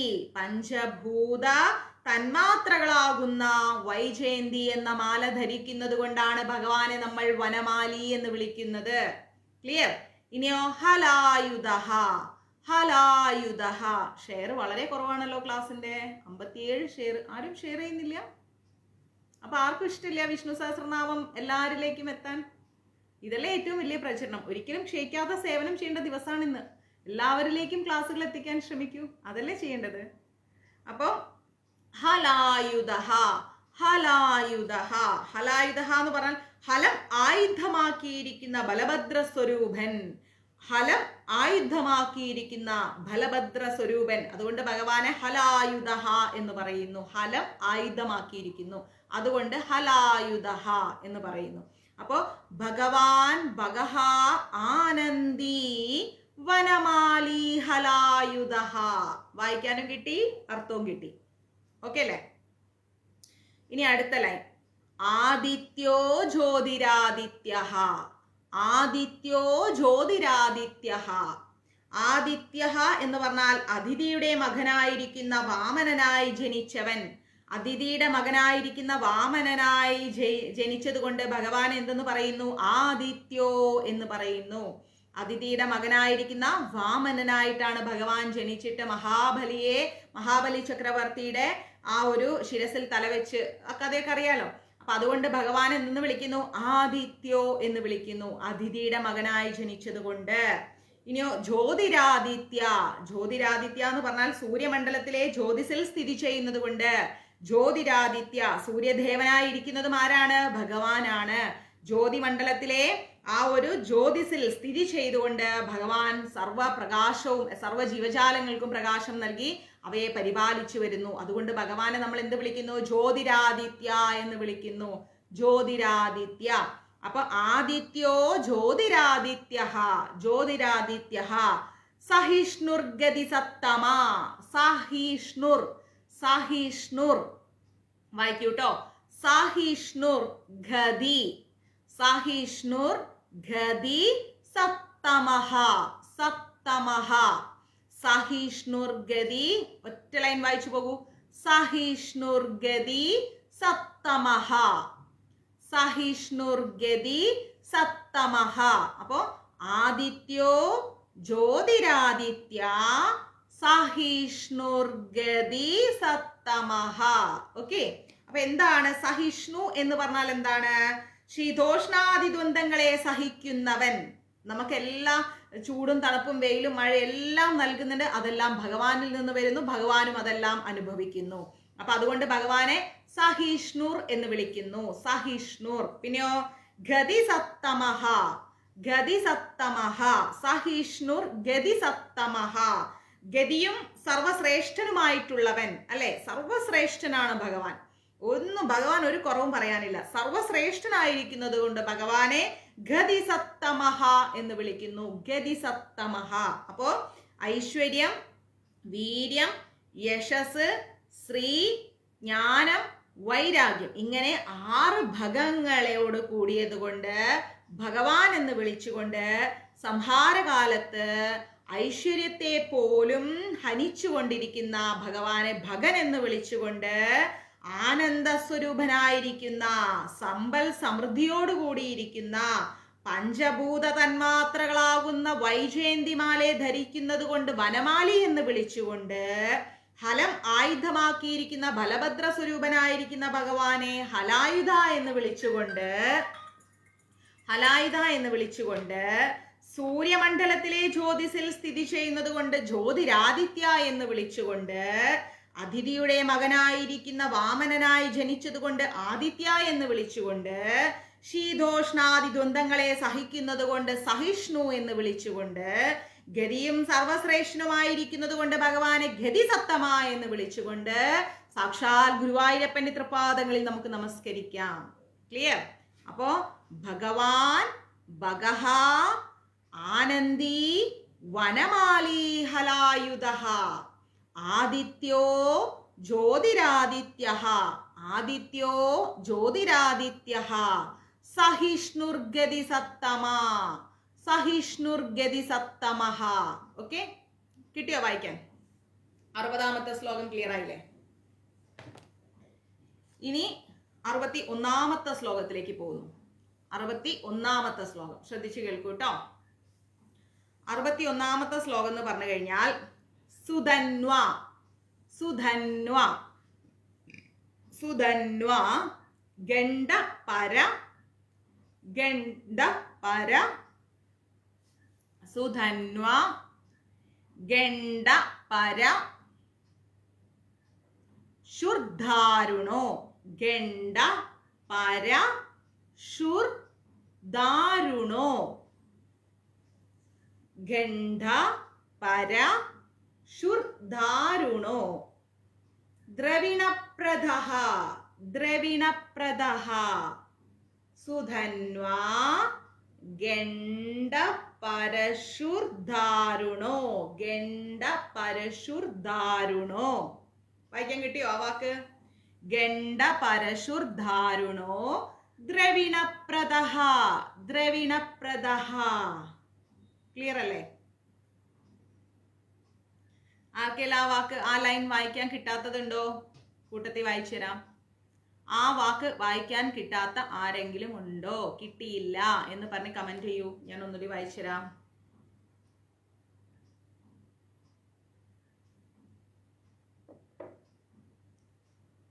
ഓക്കെ മുതലാളി, ആ സൂപ്പർ സുധി.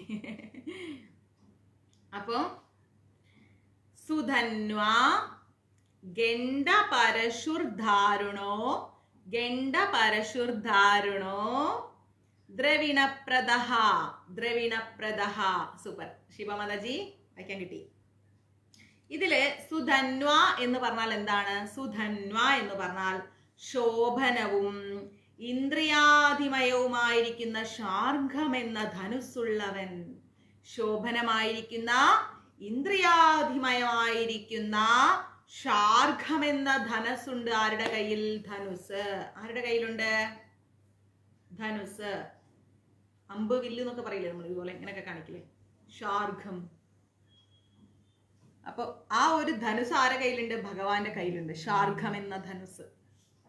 അതുകൊണ്ട് ഭഗവാനെ സുധന്വ എന്ന് വിളിക്കുന്നു. എന്താണ് ഭഗവാനെ സുധന്വ എന്ന് വിളിക്കാനുള്ള കാരണം? ശോഭനമായിരിക്കുന്ന ഇന്ദ്രിയാദിമയമായിരിക്കുന്ന ശാർഘം എന്ന ധനുസ് ഭഗവാന്റെ കയ്യിലുണ്ട്. അതുകൊണ്ട് ഭഗവാനെ സുധന്വ എന്ന് വിളിക്കുന്നു. സൂപ്പർ സുശീല മാതാജി. ഇനി ഖണ്ഡപരശു. ഖണ്ഡപരശു. 142 എത്തിയല്ലോ ഷെയർ. അതാണ് മഞ്ജരീസ് ഫാമിലി. അപ്പോ അടുത്ത ലൈൻ എന്താണ്? സുധന്വ കഴിഞ്ഞാല്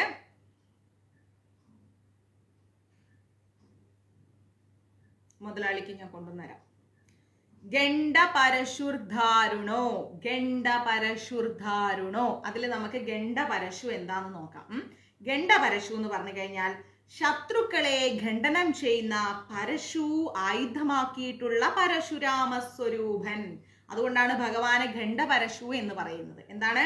ശത്രുക്കളെ ഖണ്ഡനം ചെയ്യുന്ന പരശു ആയുധമാക്കിയിട്ടുള്ള പരശുരാമ സ്വരൂപൻ. ആരാണ്? ഭഗവാൻ. ശത്രുക്കളെ എല്ലാം ഖണ്ഡനം ചെയ്യുന്ന പരശു ആയുധമാക്കിയിട്ടുള്ള പരശുരാമ സ്വരൂപൻ. അതുകൊണ്ടാണ് ഭഗവാന് ഖണ്ഡപരശു എന്ന് വിളിക്കുന്നത്. ഓക്കെ. ഇനിയോ ഗണ്ഡപരശുർ ധാരുണോ എന്ന് നമ്മൾ പഠിച്ചു. എന്താണ് ഈ ധാരുണ? എന്താ ധാരുണ എന്ന് പറഞ്ഞു കഴിഞ്ഞാൽ ദുർമാർഗത്തിൽ സഞ്ചരിക്കുന്നവർക്ക് കഠോരനായിരിക്കുന്നവൻ. ദുർമാർഗത്തിലാണ് സഞ്ചരിക്കുന്നതെങ്കിൽ ഭഗവാൻ ലോക്ക് ചെയ്യും, ഉറപ്പായിട്ടും ലോക്ക് ചെയ്യും. ഒരു ചാൻസ് നോക്കി നിന്ന് ഭഗവാൻ ലോക്ക് ചെയ്യും. അതാണ് ഭഗവാനെ ധാരുണഹ എന്ന് വിളിക്കുന്നത്. മനസ്സിലായോ? ദുർമാർഗത്തിലൂടെ സഞ്ചരിക്കുന്നവർക്ക് ഭഗവാൻ എന്ത് കൊടുക്കും? നല്ല ശിക്ഷ കൊടുക്കും. ഭഗവാൻ ലോക്ക് ചെയ്ത് കളയും. അതുകൊണ്ട് ഭഗവാനെ ധാരുണഹ എന്ന് വിളിക്കുന്നു. അപ്പോ ഖണ്ഡപരശുർധാരുണോ എന്ന് പറഞ്ഞു കഴിഞ്ഞാൽ ശത്രുക്കളെ ഖണ്ഡനം ചെയ്യുന്ന പരശു ആയുധമാക്കിയിരിക്കുന്ന പരശുരാമ സ്വരൂപനായിരിക്കുന്ന ഭഗവാൻ ശത്രുക്കൾ തെറ്റായ മാർഗത്തിലൂടെ സഞ്ചരിക്കുകയാണെങ്കിൽ അവരെ കഠോരനായി ലോക്ക് ചെയ്യും. അതുകൊണ്ട് ഭഗവാനെ ഖണ്ഡപരശുർധാരുണ എന്ന് വിളിക്കുന്നു. പിന്നെയോ ദ്രവിണപ്രദ എന്ന് പറഞ്ഞാൽ ഭക്തന്മാർക്ക് വാഞ്ചിതമായിരിക്കുന്ന ധനം പ്രദാനം ചെയ്യുന്നവൻ. ഭക്തന്മാർക്ക് വാഞ്ചിതമായിരിക്കുന്ന ധനം പ്രദാനം ചെയ്യുന്നവൻ. ഭഗവാൻ ധനവും നൽകും. നമുക്ക് എന്താണോ ആവശ്യം ആ ആവശ്യം ഭഗവാൻ നടത്തി തരും. അത് ഭക്തന്മാരായിരിക്കണം, അത് നിർബന്ധം. അല്ലാതെ വന്നു കഴിഞ്ഞിട്ട് കാര്യമില്ല. നല്ല ഭക്തിയോടുകൂടി നമ്മൾ ജീവിക്കുകയാണെങ്കിൽ അദ്ദേഹം നമുക്ക് അതിനുള്ള അനുഗ്രഹം നൽകിയിരിക്കും. ഓക്കെ. അതുകൊണ്ട് ഭഗവാനെ നമ്മൾ ദ്രവിണപ്രദ എന്ന് വിളിക്കുന്നു. ഭക്തന്മാർക്ക് വാഞ്ചിതമായിരിക്കുന്ന ധനം പ്രദാനം ചെയ്യുന്നത് കൊണ്ട് ദ്രവിണപ്രദ എന്ന് വിളിക്കുന്നു. പിന്നെയോ ദിവഹ സ്പൃക്. ദിവഹ അത് മാത്രം പഠിക്കൂ. ദിവഹ. ദിവാന്ന് എഴുതിയിട്ട് 2 കുത്ത് കണ്ടോ? ദിവഹ സ്പൃക്. സാന്നിട്ട് മേലെ ചന്ദ്രക്കല സ്. പിന്നെ പൃ പാന്ന് എഴുതിയിട്ട് ഒരു ഇങ്ങനെ ഒരു സാധനം ചില്ലക്ഷരം. പിന്നെ ക എഴുതിയിട്ട് ചന്ദ്രക്കല സ്പൃക്. ദിവഹ സ്പൃക്. ഓക്കെ, വായിക്കാൻ കിട്ടിയോ? ദിവഹ സ്പൃക് എന്ന് വെച്ച് കഴിഞ്ഞാൽ ദ്യോവ് എന്ന് പറഞ്ഞാൽ സ്വർഗം. സ്വർഗത്തെ സ്പർശിക്കുന്നവൻ. സ്വർഗവും ആരുടെയാണ്? ഭഗവാന്റെയാണ്. അപ്പൊ സ്വർഗത്തെ സ്പർശിക്കുന്നത് കൊണ്ട് ഭഗവാന് നമ്മൾ എന്തെന്ന് പറയുന്നു? ദിവഹ സ്പൃക് എന്ന് പറയുന്നു. ദിവഹ സ്പൃക്. നമുക്ക് നാരായണ, അച്യുത, കേശവ എന്നൊക്കെ പേരറിയും, മാധവ എന്നൊക്കെ. ഭഗവാൻ ഇങ്ങനെ ഒരു ദിവഹ സ്പൃക് എന്ന് പറയുന്ന ഒരു പേരുണ്ട്, നമുക്കറിയില്ല അല്ലെ? അപ്പൊ അങ്ങനെ നോക്കുമ്പോൾ എത്ര ഭംഗിയുള്ള പേരുകളാ ഭഗവാന്. ആലോചിക്കേ. അപ്പോ സ്വർഗത്തെ സ്പർശിക്കുന്നത് കൊണ്ട് ഭഗവാനെ നമ്മൾ ദിവഹ സ്പൃക് എന്ന് വിളിക്കുന്നു. പിന്നെയോ സർവദൃക് വ്യാസോ. സർവ മൂന്നായി. സർവദൃക് വ്യാസോ, സർവദൃക് വ്യാസോ. സർവദൃക് വ്യാസോ എന്ന് പറഞ്ഞാൽ സമ്പൂർണമായിരിക്കുന്ന ജ്ഞാനത്തിനെ, എല്ലാവരുടെയും ദൃഷ്ടിയും എല്ലാം മനസ്സിലാക്കുന്ന സമ്പൂർണ്ണ ജ്ഞാനത്തെ ചെയ്യുന്നവൻ, വ്യാസം ചെയ്യുന്നവൻ ആരാണ്? വേദവ്യാസ സ്വരൂപിയായിരിക്കുന്നവൻ ഭഗവാൻ.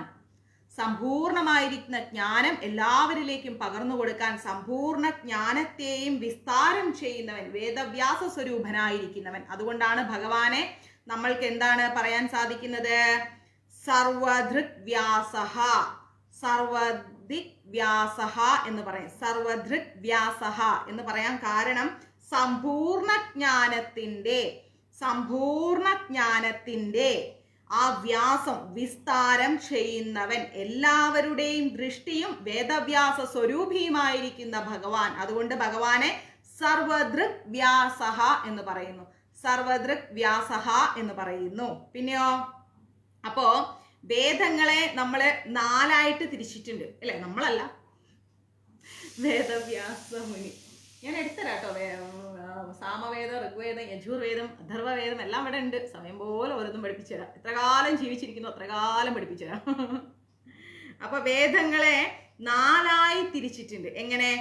ഋഗ്വേദം, യജുർവേദം, സാമവേദം, അഥർവവേദം, അങ്ങനെ 4ആയിട്ട് വേദങ്ങളെ തിരിച്ചിട്ട് പിന്നീട് ശാഖഭേദം കൊണ്ട് അവയെ ക്രമത്തിൽ എത്രയാക്കി മാറ്റി? 4 വേദങ്ങളായി തിരിച്ചിട്ട് പിന്നെ അവയെ എത്രയാക്കി മാറ്റി? വേദവ്യാസ മുനി വേദങ്ങളെ 4ആയി തിരിച്ചിട്ട് പിന്നെയും തിരിച്ചിട്ടുണ്ട്. എത്രയാക്കിയിട്ട്? മഹാഭാരത ക്ലാസ്സിൽ ഞാൻ ഇത് പറഞ്ഞു തന്നതാണ്. വേഗം പറഞ്ഞു.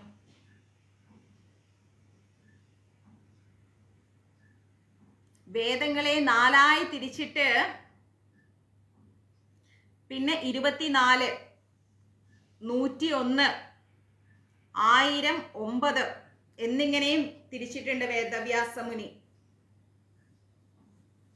4 വേദങ്ങളായി തിരിച്ചു. പിന്നെ 101 ആക്കി 24 ആക്കി തിരിച്ചു. ആദ്യം വേദങ്ങളെ 4ആയി തിരിച്ചു, പിന്നീട് 24ആയി തിരിച്ചു, പിന്നെ 101 ആയിട്ട് തിരിച്ചു, പിന്നെ 1000 ആക്കി തിരിച്ചു, പിന്നെ 9 ആക്കിയിട്ട് തിരിച്ചു. ഇങ്ങനെ വേദങ്ങളെ തിരിച്ചു വെച്ചിട്ടുണ്ട് വേദവ്യാസ മുനി. അപ്പൊ വേദങ്ങളെ തിരിച്ചത് കൊണ്ട് ഭഗവാനെ വേദവ്യാസ മുനി എന്ന് വിളിക്കുന്നു. അതുകൊണ്ട് ഭഗവാനെ സർവദൃക് വ്യാസ എന്ന് വിളിക്കുന്നു. സർവദൃക് വ്യാസ. ഓക്കെ, അപ്പോ ഇനി അടുത്ത ലൈൻ എന്താ? സർവദൃക് വ്യാസോ വാചാസ്ഫതിരയോനിജഃ. വാചാ, വായിക്കൂ. വാചാ സ്ഫതിര, സ്ഫതിര, വാചാ സ്ഫതിര യോനിജഃ. യോനിജഃ, വാചാ സ്ഫതിര യോനിജഃ. അതായത് വിദ്യയുടെ പതി, അറിവിന്റെ പതി. അമ്മയിൽ നിന്ന് ജന്മം സ്വീകരിച്ചിട്ടില്ല ഭഗവാൻ, അല്ലേ? ഓക്കെ അല്ലേ? അപ്പൊ വിദ്യയുടെ പതിയുമാണ്, എന്നാൽ അമ്മയിൽ നിന്ന് ജന്മം സ്വീകരിച്ചിട്ടുമില്ല. അതുകൊണ്ടാണ് ഭഗവാനെ വാചാസ്ഫതിര യോനിജഃ എന്ന് പറയുന്നത്. വാചാസ്ഫതിര യോനിജഃ, വാചാസ്ഫതിര യോനിജഃ, വാചാസ്ഫതിര യോനിജഃ എന്ന് വിളിക്കുന്നത്. ഓക്കെ, സുധന്വാ, വായിച്ചു പഠിക്കൂ.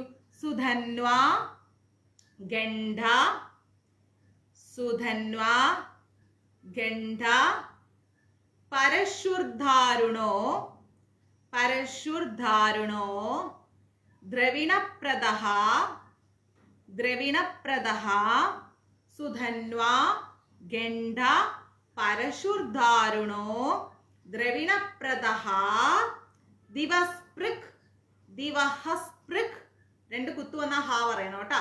ദിവഹസ്പൃക് സർവദൃക് വ്യാസോ, സർവദൃക് വ്യാസോ വാചാസ്ഫതിര യോനിജഃ, വാചാസ്ഫതിര യോനിജഃ, വാചാസ്ഫതിര യോനിജഃ.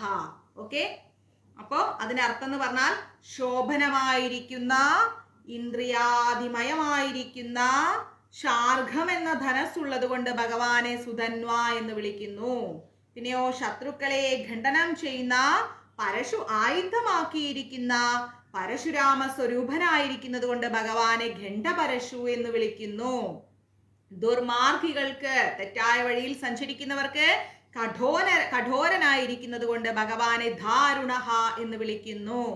പിന്നെയോ ഭക്തന്മാർക്ക് വാഞ്ചിതമായിരിക്കുന്ന ധനം പ്രദാനം ചെയ്യുന്നത് കൊണ്ട് ഭഗവാനെ ദ്രവിണപ്രഭുഹ എന്ന് വിളിക്കുന്നു, ദ്രവിണപ്രദഹ എന്ന് വിളിക്കുന്നു.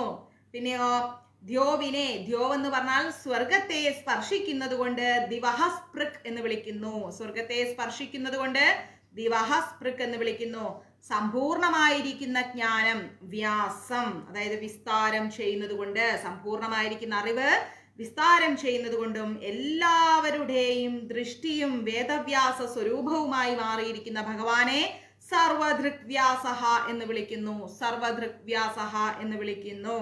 അപ്പോ വേദങ്ങളെ 4ആയി തിരിച്ചിരിക്കുന്നു ഭഗവാൻ. എന്തൊക്കെയാണ്? ഋഗ്വേദം, യജുർവേദം, സാമവേദം, അഥർവവേദം എന്ന് പറഞ്ഞ് 4ആയി തിരിച്ചിട്ട് പിന്നീട് ശാഖാഭേദം കൊണ്ട് ഓരോ ശാഖകളായി മാറ്റി അവയെ ക്രമത്തിൽ 24 മാറ്റി, പിന്നെ 101 മാറ്റി, 1000 മാറ്റി, 9 മാറ്റി വേദങ്ങളെ. ഭഗവാൻ വേദങ്ങളെ എല്ലാം 4 മാറ്റി. ആദ്യം ഋഗ്വേദം, യജുർവേദം, സാമവേദം, അഥർവവേദം, പിന്നെ ഇവയിൽ തന്നെ ശാഖകളായി ഭഗവാൻ തിരിച്ചു. എന്നിട്ടോ 24 ശാഖകളാക്കി, 101 ശാഖകളാക്കി, 1000 ശാഖകളാക്കി, 9 ശാഖകളാക്കി വേദങ്ങളെ. ഇങ്ങനെ പല രീതിയിലും ഭഗവാൻ തിരിച്ചു വെച്ചു. അങ്ങനെ വിഭജിച്ചിരിക്കുന്നത് ഭഗവാൻ ആരുടെ രൂപത്തിൽ വന്നിട്ടാണ്? വേദവ്യാസന്റെ രൂപത്തിൽ വന്നിട്ട്. അതുകൊണ്ട് ഭഗവാനെ വേദവ്യാസൻ എന്ന് വിളിക്കുന്നു. വേദങ്ങളെ വ്യസിച്ചതുകൊണ്ട്, തിരിച്ചതുകൊണ്ട്, ശാഖകളാക്കി മാറ്റിയതുകൊണ്ടൊക്കെ ഭഗവാനെ വേദവ്യാസൻ എന്ന് വിളിക്കുന്നു. വാചാസ്പതിരിയോനിജഹ, വാചാസ്, വാചാസ്, വാചാസ് പധി, വാചാസ് പധി ര, വാചാസ് പധിര, വാചാസ് പധിര യോനിജഹ, യോ നി ജ, വാചാസ് പധി, വാചാസ് പധിര യോനിജഹ. ആ വാക്ക് കിട്ടിയില്ലേ? വാചാസ് പധിര യോനിജഹ. ഓക്കെ, എന്ന് വെച്ച് കഴിഞ്ഞാൽ വിദ്യയുടെ പതിയാണ് ഭഗവാൻ, എന്നാൽ അമ്മയിൽ നിന്ന് ജന്മം എടുത്തിട്ടില്ല. ഭഗവാൻ ആദിയാണ്, ഭഗവാന്റെ മുമ്പേ ആരുമില്ല. ഭഗവാനാണ് സർവവും, ബേസ്മെന്റ്, അടിസ്ഥാനം ഭഗവാനാണ്.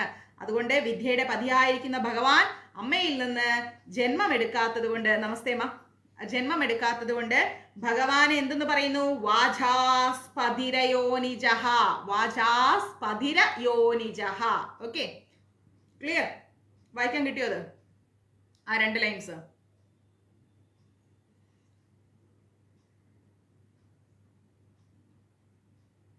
കിട്ടിയോ?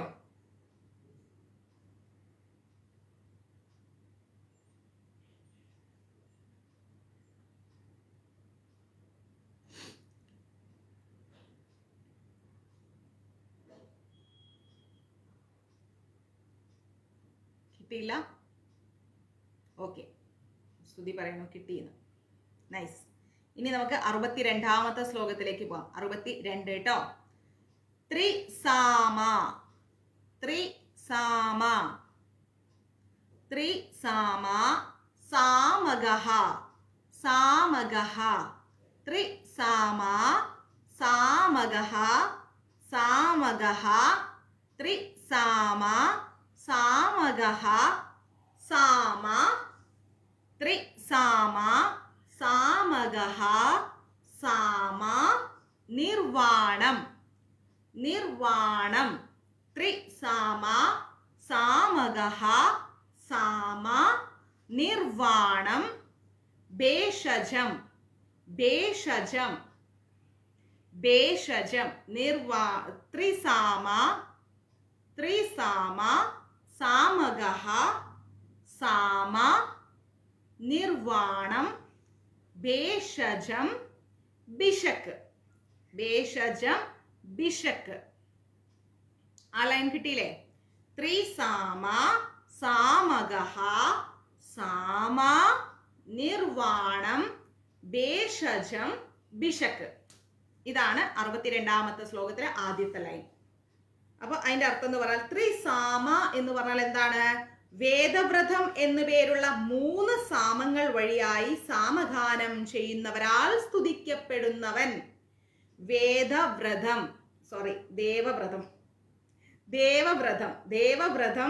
എന്ന് പേരുള്ള 3 സാമങ്ങൾ, ദേവവ്രതം എന്ന് പേരുള്ള 3 സാമങ്ങൾ വഴിയായി സാമഗാനം ചെയ്യുന്നവരാൽ സ്തുതിക്കപ്പെടുന്നു ഭഗവാൻ. ദേവവ്രതം എന്ന് പേരുള്ള 3 സാമങ്ങൾ വഴി സാമഗാനം ചെയ്യുന്നവരാൽ സ്തുതിക്കപ്പെടുന്നത് കൊണ്ട് ഭഗവാനെ ത്രിസാമഹ എന്ന് പറയുന്നു. ഇനിയോ സാമഗഹ എന്ന് പറഞ്ഞാൽ സാമഗാനം ചെയ്യുന്നവൻ. സാമഗഹ. പിന്നെയോ സാമ, ത്രിസാമ, സാമഗഹ, സാമ. സാമ എന്ന് പറഞ്ഞാൽ സാമവേദ സ്വരൂപമായിരിക്കും. നമ്മൾ 4 വേദങ്ങളെ കുറിച്ച് പറഞ്ഞില്ലേ, അതിൽ സാമവേദവും ഭഗവാൻ തന്നെയാണ്. സാമവേദ സ്വരൂപനും ഭഗവാൻ തന്നെയാണ്. അതുകൊണ്ട് ഭഗവാനെ സാമ എന്ന് വിളിക്കുന്നു. ഓക്കെ, പറ്റുന്നുണ്ടല്ലോ ചിഞ്ചു മാതാജി, കാണാൻ പറ്റുന്നുണ്ട്. ഇനിയോ നിർവാണം. ചോറ് കരിഞ്ഞു.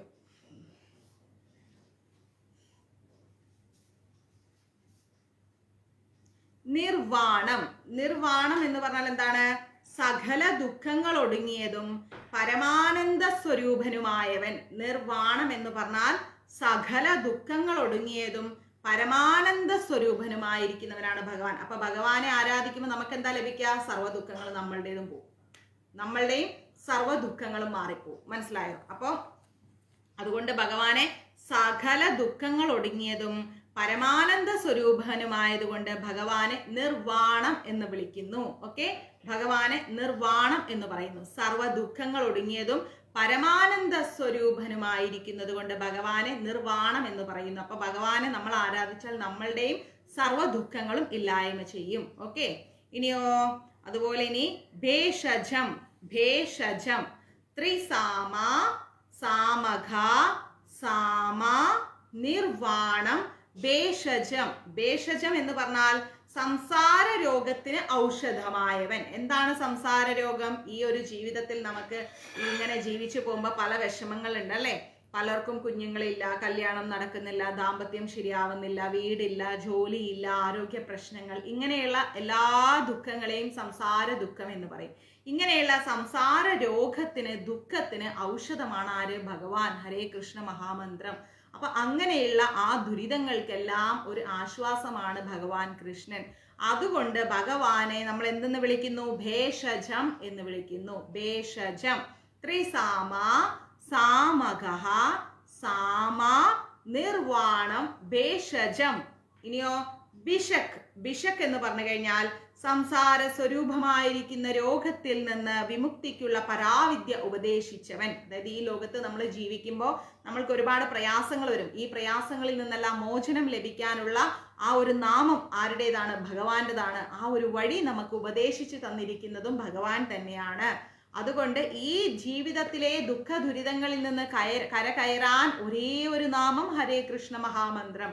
ആ മന്ത്രം ഉപദേശിച്ചു തന്നതും ഭഗവാൻ ചൈതന്യ മഹാപ്രഭുവിന്റെ രൂപത്തിൽ വന്നിട്ടാണ്. അതുകൊണ്ട് ഭഗവാനെ ബിഷക് എന്ന് വിളിക്കുന്നു. ബിഷക്. ഓക്കെ, സംസാര രൂപമായിരിക്കുന്ന രോഗത്തിൽ നിന്ന്, ഈ ദുരിതത്തിൽ നിന്ന് വിമുക്തിക്കുള്ള, രക്ഷപ്പെടാനുള്ള പരാവിദ്യ ഉപദേശിച്ചു തന്നതുകൊണ്ട് ഭഗവാനെ നമ്മൾ ബിഷക് എന്ന് വിളിക്കുന്നു. ബിഷക്. ഇനിയോ സന്യാസകൃച്ഛമഹ. എന്താണ് സന്യാസകൃച്ഛമഹ എന്ന് പറഞ്ഞാൽ? സന്യാസകൃച്ഛമഹ എന്ന് പറഞ്ഞാൽ മോക്ഷത്തിന് വേണ്ടി 4ാമത്തെ ആശ്രമമായ സന്യാസത്തെ ഏർപ്പെടുത്തിയിരിക്കുന്നു ഭഗവാൻ. 4ാമത്തെ ആശ്രമമായിരിക്കുന്ന സന്യാസാശ്രമം അത് ആരാണ് ഏർപ്പെടുത്തിയത്? ഭഗവാനാണ്. അപ്പൊ മോക്ഷത്തിന് വേണ്ടിയിട്ടുള്ളതാണ്.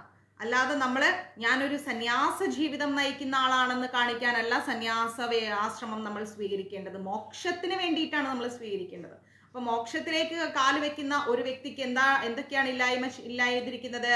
അവർക്കൊരിക്കലും ആഗ്രഹങ്ങൾ ഉണ്ടാവില്ല, ആവശ്യങ്ങൾ ഉണ്ടാവില്ല, ദേഷ്യം, വാശി, വെറുപ്പ്, അസൂയ, മത്സര ബുദ്ധി ഒന്നും ഉണ്ടാവില്ല. ഒരു നിർജീവ അവസ്ഥയിലായിരിക്കും അവർ. എപ്പോഴും ഭഗവാനെ മാത്രം നോക്കിക്കൊണ്ട് അവർ ഏത് കുപ്പത്തൊട്ടിയിൽ കിടക്കേണ്ടി വന്നാലും അവരവിടെ കിടക്കും. കാരണം അവർക്ക് ജീവിച്ചിരിക്കുന്ന പരിസരങ്ങളോ അല്ലെങ്കിൽ മറ്റു കാര്യങ്ങളോ ഒന്നും അവർക്ക് പ്രശ്നമല്ല. ഒരു മിനിറ്റ് ആയോ? ശാന്തമാതാജി ഉണ്ണാനുണ്ടോ? ചിലപ്പോൾ മോളും ഉണ്ടോ? ബീട്രൂട്ട് കറിയാൻ വെച്ചോളാം. ചക്കക്കുരു ഒന്ന് വേവിക്കാൻ വെച്ചാൽ നന്നായിരിക്കും. ഉറക്കം വരുന്നു. സാരില്ല, 12 ഒരു ശ്ലോകം കൂടി എടുക്കാം അല്ലേ? എന്നിട്ട് നമുക്ക് ഭക്ഷണം കഴിക്കാൻ പോവാം.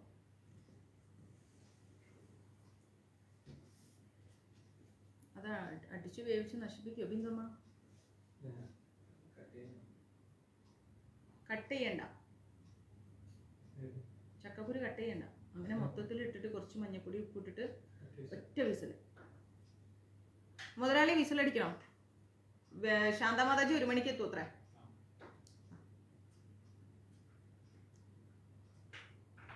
വരൂ മാതാജി.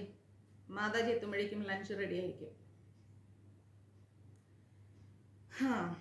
അപ്പോ മോക്ഷത്തിന് വേണ്ടിയുള്ള 4ാമത്തെ ആശ്രമമാണ് എന്ത്? സന്യാസാശ്രമം. സന്യാസാശ്രമം എടുത്തു കഴിഞ്ഞാൽ അവര് ജീവിക്കുന്ന പരിസ്ഥിതി അത് അവർക്കൊരു പ്രശ്നമേ ഇല്ല.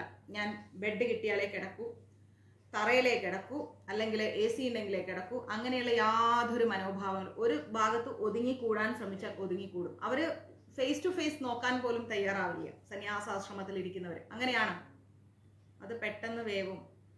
വിനോദേട്ടാ, ബിന്ദമ്മേ 1 മിനിറ്റ് വന്നേ. ആ ചക്കക്കുരു പെട്ടെന്ന് വേവും അത്രേ. ഒറ്റ വിസിൽ. പായസാക്കരുതേ, ഒറ്റ വിസിൽ. കുറച്ച് മഞ്ഞപ്പൊടി, കുറച്ച് ഉപ്പ്, ഒറ്റ വിസിൽ. ഒന്ന് ആകുമ്പോഴത്തേക്ക് തന്നെ ഓപ്പൺ ചെയ്തേക്ക്. താങ്ക് യു മുതലാളി. Super super Chinchu Mataji. അപ്പോ ഈ സന്യാസാശ്രമത്തിൽ ഇരിക്കുന്ന ആളുകൾ എന്ന് പറഞ്ഞു കഴിഞ്ഞാൽ അവർക്ക് യാതൊരു തരത്തിലുള്ള ദേഷ്യം, വാശി, വെറുപ്പ്, വൈരാഗ്യം, വിദ്വേഷം, അറപ്പ്, ആഗ്രഹങ്ങള് ഇതൊന്നും അവർക്ക് ഉണ്ടാവില്ല. ഒരാൾ വന്നാലും അവരിങ്ങനെ ആയിരിക്കും, ഹരേ കൃഷ്ണ. ഇനി ഒരാൾ പോയാലും ഹരേ കൃഷ്ണ. ഇതാണ് അവരുടെ ആറ്റിറ്റ്യൂഡ്. സന്യാസാശ്രമത്തിൽ ഇരിക്കുന്ന ആളുകളുടെ ആറ്റിറ്റ്യൂഡ്. അവരെ ഈ ഭൗതിക ലോകത്തിൽ നിന്ന് അവര് ഡിസ്കണക്റ്റഡ് ആയിരിക്കും. മനസ്സിലാവുന്നുണ്ടോ? ഇവിടെ ഉള്ള ഒരു കാര്യത്തിനോടും അവർ കണക്റ്റഡ് അല്ല. ഈ ഭൂമിയിൽ അവർക്ക് എന്തെങ്കിലും ചെയ്യാനുണ്ടോ എന്ന് പോലും അറിയില്ല. ആകെ അവർക്ക് ഒരേ ഒരു നാമം അറിയാം, ഭഗവാന്റെ നാമം.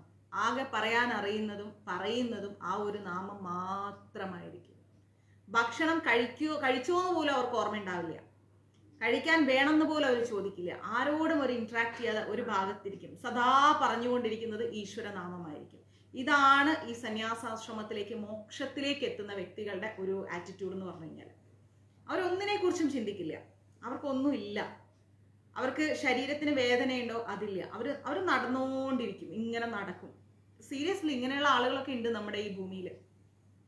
എത്ര കിലോമീറ്റർ വേണമെങ്കിലും നടക്കും. മഴ വരുന്നുണ്ടോ, വെയിലുണ്ടോ, കാലിന് വേദനയുണ്ടോ, കൈക്ക് വേദനയുണ്ടോ, ദാഹിക്കുന്നുണ്ടോ, ഇതൊന്നും അവരറിയില്ല.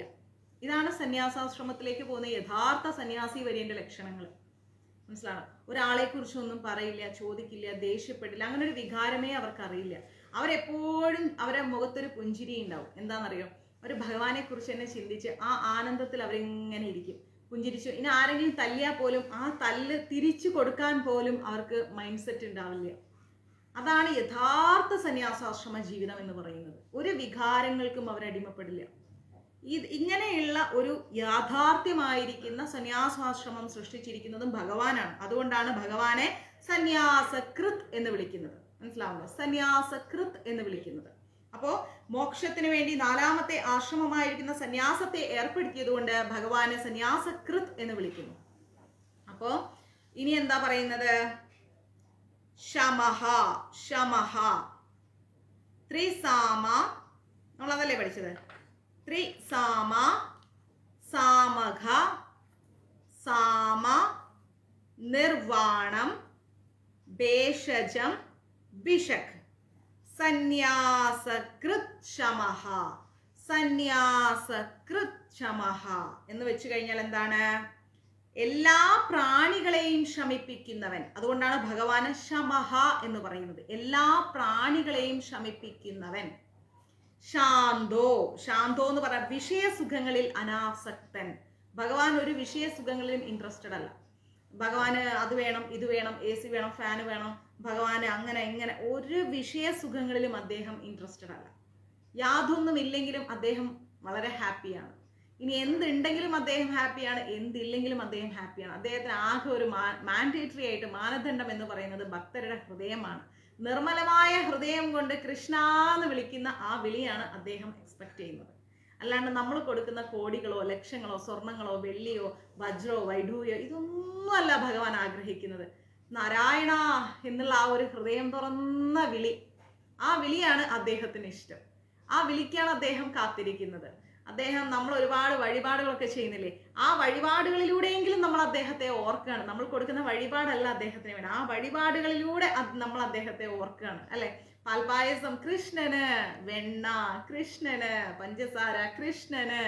ആ വഴിപാടുകളിലൂടെ, അയ്യോ എൻ്റെ ഗുരുവായൂരപ്പന് പാൽപായസമാണ്, ഗുരുവായൂരപ്പന് ഹാരം കൊടുക്കണം, ഗുരുവായൂരപ്പന് അത് കൊടുക്കണം, ഗുരുവായൂരപ്പൻ. അപ്പൊ ഈ പറഞ്ഞ് വഴിപാടുകളിലൂടെ കൃഷ്ണനെ നമ്മൾ സ്മരിച്ചുകൊണ്ടേയിരിക്കുകയാണ്. മനസ്സിലാവുന്നുണ്ടോ? അപ്പൊ ഈ വഴിപാടുകളിലൂടെയുള്ള സ്മരണ, അതാണ് അദ്ദേഹം ആഗ്രഹിക്കുന്നത്. അല്ലാതെ കൊടുക്കുന്ന വഴിപാടിന്റെ അളവും തൂക്കവും അതിന്റെ ഭംഗിയും ഒന്നും പരിശുദ്ധി അതൊന്നും അല്ല അദ്ദേഹം നോക്കുന്നത്. ആ വഴിപാടുകളിലൂടെ നീ നിത്യേന എന്നെ സ്മരിക്കുന്നുണ്ടോ, എന്റെ നാമം ജപിക്കുന്നുണ്ടോ, ആ ഭക്തഹൃദയത്തിൽ ഞാനുണ്ട്. ഇതാണ് ഗുരുവായൂരപ്പൻ. ഇതാണ് അദ്ദേഹം ആഗ്രഹിക്കുന്ന ഭക്തി എന്ന് പറയുന്നത്. മനസ്സിലായോ? അപ്പൊ വിഷയസുഖങ്ങളിൽ അനാസക്തനായിരിക്കുന്നതുകൊണ്ട് ഭഗവാനെ ശാന്തഹ എന്ന് വിളിക്കുന്നു. ശാന്തഹ. ഇനിയോ നിഷ്ഠ. നിഷ്ഠ. പ്രളയകാലത്തിൽ എല്ലാ പ്രാണികളും ആരിൽ സ്ഥിതി ചെയ്യുന്നുവോ അവൻ നിഷ്ഠ.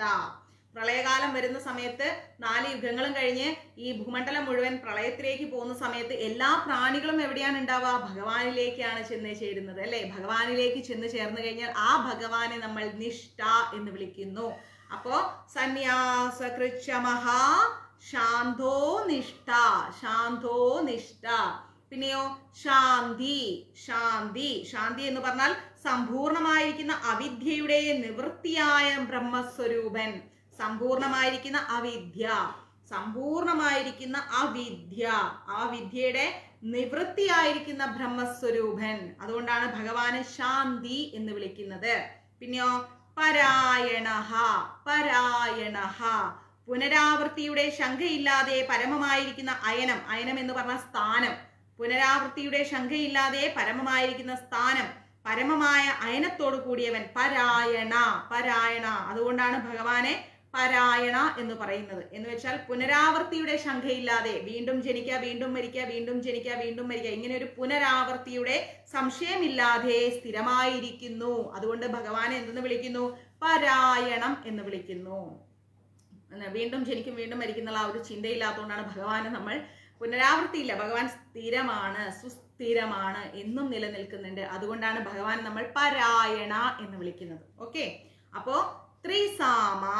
ത്രിസാമ ദേവവ്രതം എന്നു പേരുള്ള 3 സാമങ്ങൾ വഴി സാമഗാനം ചെയ്തുകൊണ്ട് സ്തുതിക്കപ്പെട്ട്, സാമഗാനം ചെയ്തുകൊണ്ട് സാമവേദ സ്വരൂപനായിരുന്നു കൊണ്ട് സകല ദുഃഖങ്ങൾ ഒടുങ്ങിയതും പരമാനന്ദ സ്വരൂപവുമായിരിക്കുന്ന, സംസാര രോഗത്തിന്, ഈ ലോകത്തിൽ നമ്മൾ അനുഭവിക്കുന്ന എല്ലാ ദുഃഖത്തിനുമുള്ള ഔഷധമായിരിക്കുന്ന, ഈ ലോകത്തിലെ എല്ലാ ദുരിതങ്ങളിൽ നിന്ന്, രോഗങ്ങളിൽ നിന്നും നമുക്ക് വിമുക്തി, രക്ഷപ്പെടാനുള്ള മാർഗം ഹരേ കൃഷ്ണ മഹാമന്ത്രമാണെന്ന് നമുക്ക് ഉപദേശിച്ചു തന്നിരിക്കുന്ന, മോക്ഷത്തിന്റെ 4ാമത്തെ ആശ്രമമായിരിക്കുന്ന സന്യാസത്തെ ചിട്ടപ്പെടുത്തിയത് കൊണ്ടും എല്ലാ പ്രാണികളെയും ശമിപ്പിച്ചുകൊണ്ടും വിഷയസുഖങ്ങളിൽ അനാസ്ഥനായിക്കൊണ്ടും പ്രളയകാലത്തിൽ എല്ലാ പ്രാണികളും ആരിൽ സ്ഥിതി ചെയ്യുന്നു ആ ഭഗവാൻ സമ്പൂർണമായിരിക്കുന്ന അവിദ്യയുടെ നിവൃത്തിയായിരിക്കുന്ന ബ്രഹ്മസ്വരൂപനായിരിക്കുന്ന, പുനരാവൃത്തിയുടെ ശങ്കയില്ലാതെ പരമമായി സ്ഥിതി ചെയ്തുകൊണ്ടിരിക്കുന്ന ആ ഗുരുവായൂരപ്പന്റെ തൃപാദങ്ങളിൽ നമുക്ക് നമസ്കരിക്കാം.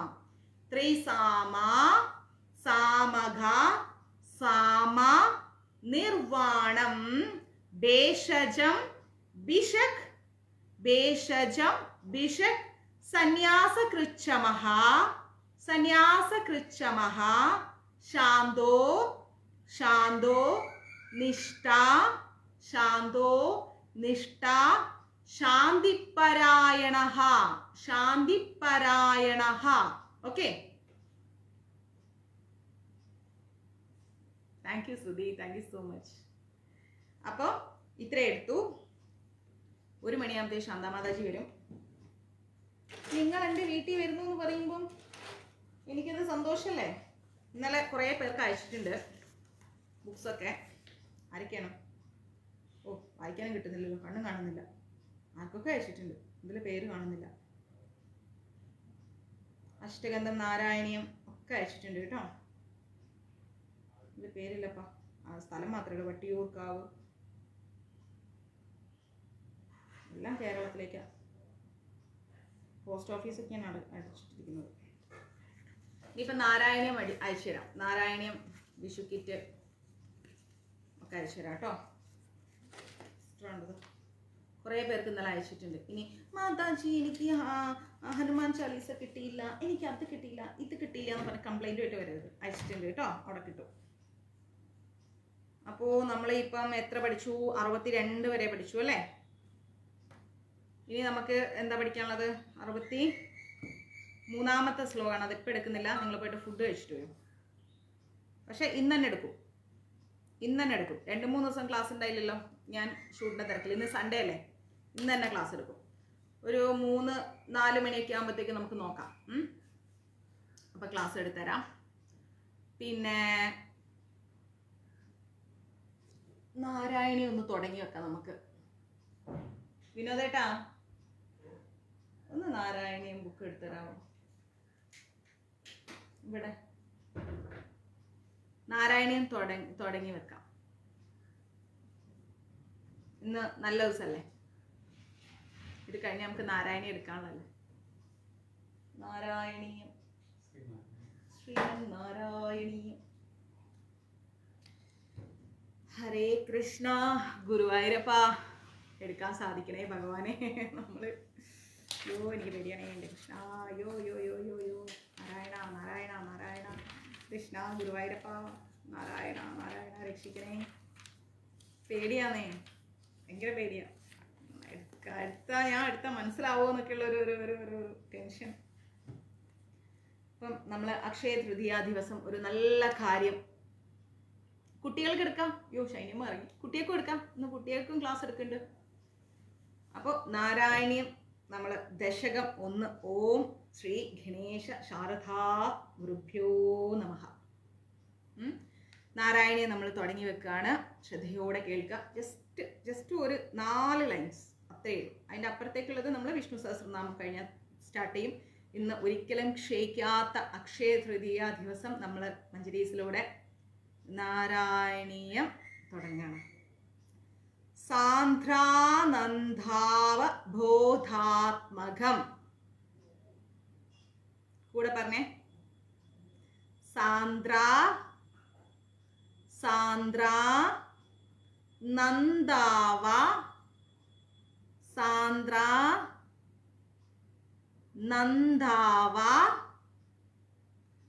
ബോധാത്മകം.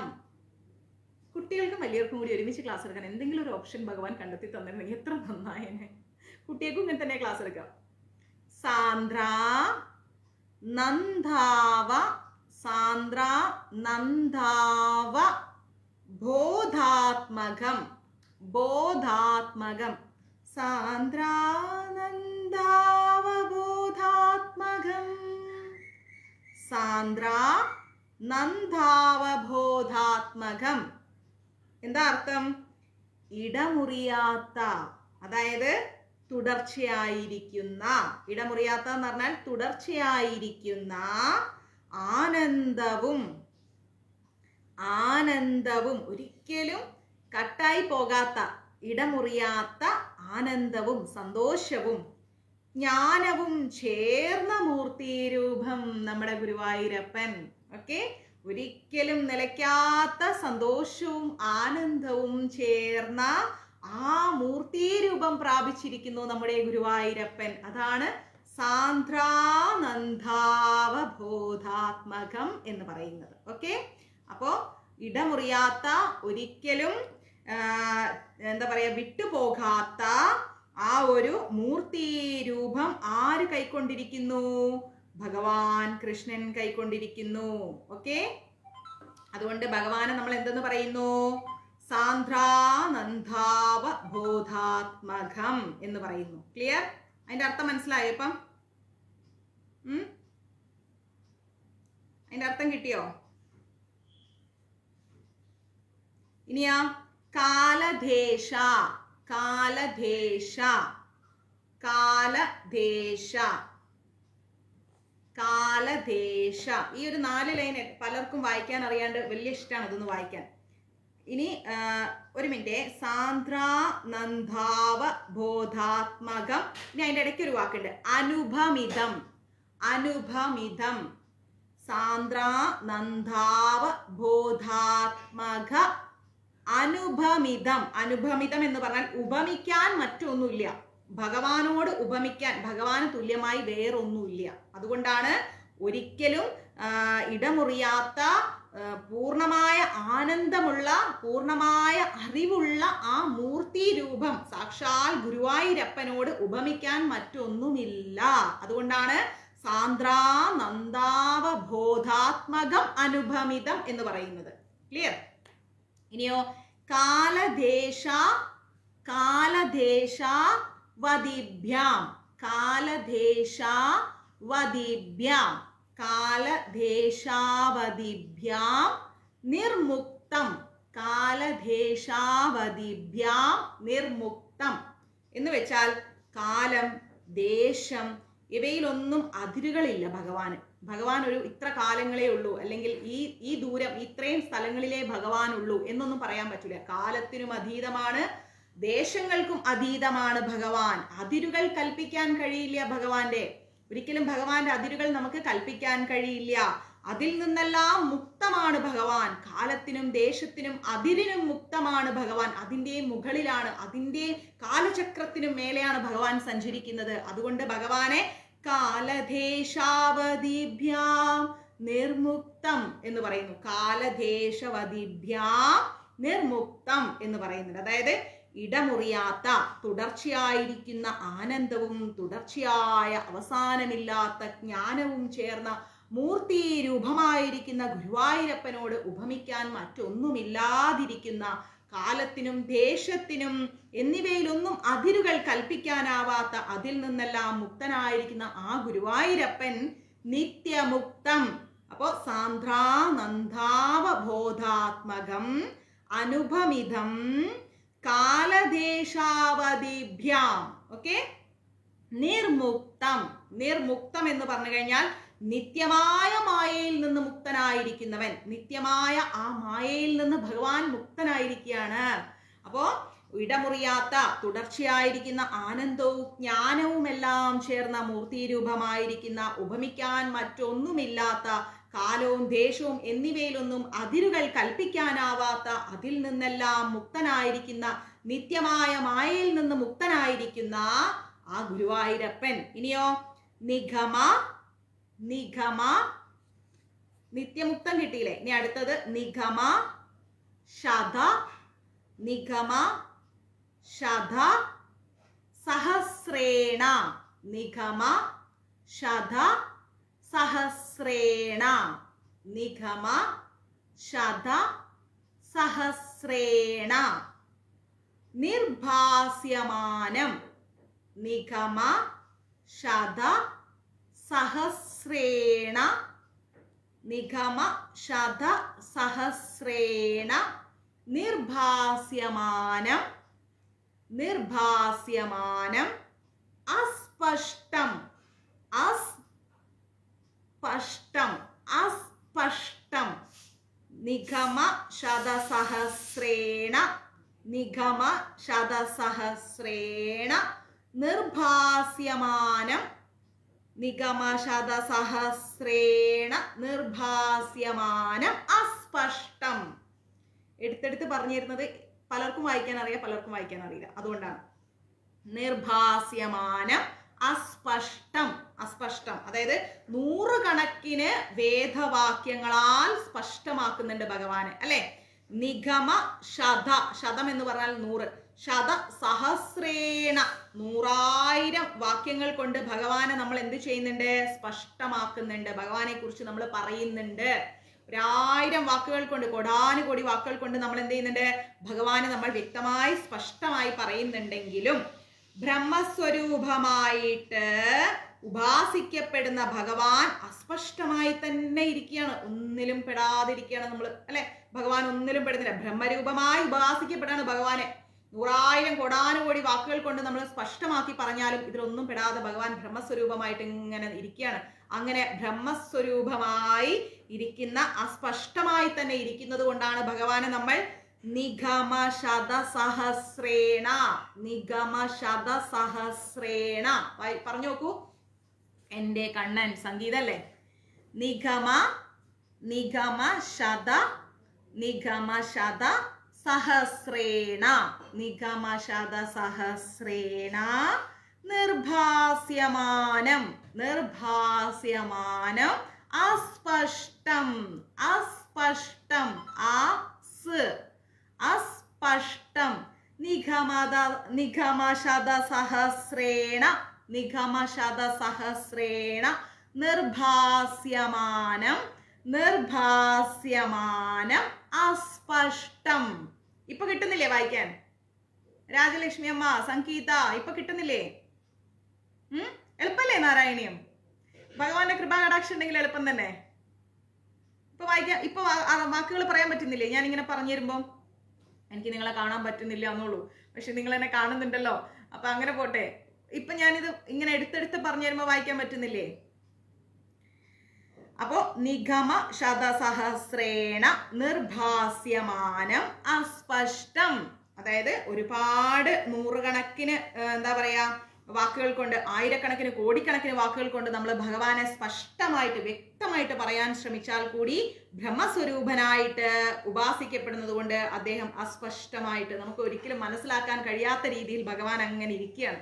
ഓക്കെ, ഇനിയോ? ഇനി പറയുന്ന ദൃഷ്ടമാത്രേ, അസ്പഷ്ടം കഴിഞ്ഞാല് ദൃഷ്ടമാത്രേ, ദൃഷ്ടമാത്രേ, ദൃഷ്ടമാത്രേ. സൂപ്പർ. ദൃഷ്ടമാത്രേ പുനഃ, 2 കുത്തു വന്നാൽ ഹ. ഓക്കെ, ദൃഷ്ടമാത്രേ പുനഃ, പുനഃ, പുനഃ, ദൃഷ്ടമാത്രേ പുനരുരു, ഹ വിടൂ, പുനരുരു എന്ന് പഠിക്കൂ.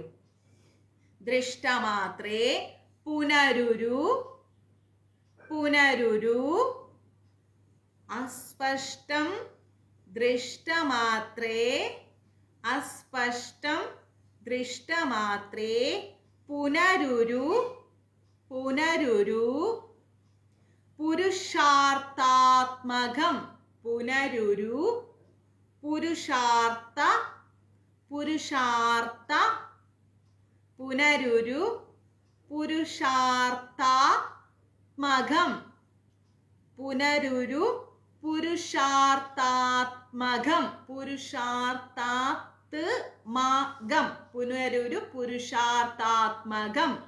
കിട്ടിയോ? അസ്പഷ്ടം ദൃഷ്ടമാത്രേ പുനരുരു പുരുഷാർത്ഥാത്മകം ബ്രഹ്മതത്വം, പുനരുരു പുരുഷാർത്ഥാത്മകം. പിന്നെയോ പുരുഷാർത്ഥാത്മകം കഴിഞ്ഞിട്ട് ബ്രഹ്മതത്വം, പുനരുരു പുരുഷാർത്ഥാത്മകം ബ്രഹ്മതത്വം. എന്താണ് ദൃഷ്ടമാത്രേ പുനരുരു പുരുഷാർത്ഥാത്മകം എന്ന് പറഞ്ഞാൽ? ഒന്ന് കണ്ടാൽ തന്നെ, ഒന്ന് ആ ഗുരുവായൂരപ്പനെ കണ്ടാൽ തന്നെ പുരുഷാർത്ഥങ്ങളും സാധിപ്പിച്ചു തരും ഭഗവാൻ. ഒരു വട്ടം പോയി ഹൃദയം കൊണ്ട് ഗുരുവായൂരപ്പനെ ഗുരുവായൂരിൽ ചെന്ന് കണ്ടു കഴിഞ്ഞാൽ ആ ബ്രഹ്മരൂപം നമുക്ക് എല്ലാ പുരുഷാർത്ഥങ്ങളെയും സാധിപ്പിച്ചു തരും. മനസ്സിലായോ? ഒരു വട്ടം ഒന്ന് ഹൃദയം കൊണ്ട് ഭഗവാനെ കാണുക, കണ്ണുകൾ കൊണ്ടല്ല, ഹൃദയം കൊണ്ട് ഭഗവാനെ കണ്ടാൽ എന്താണ്?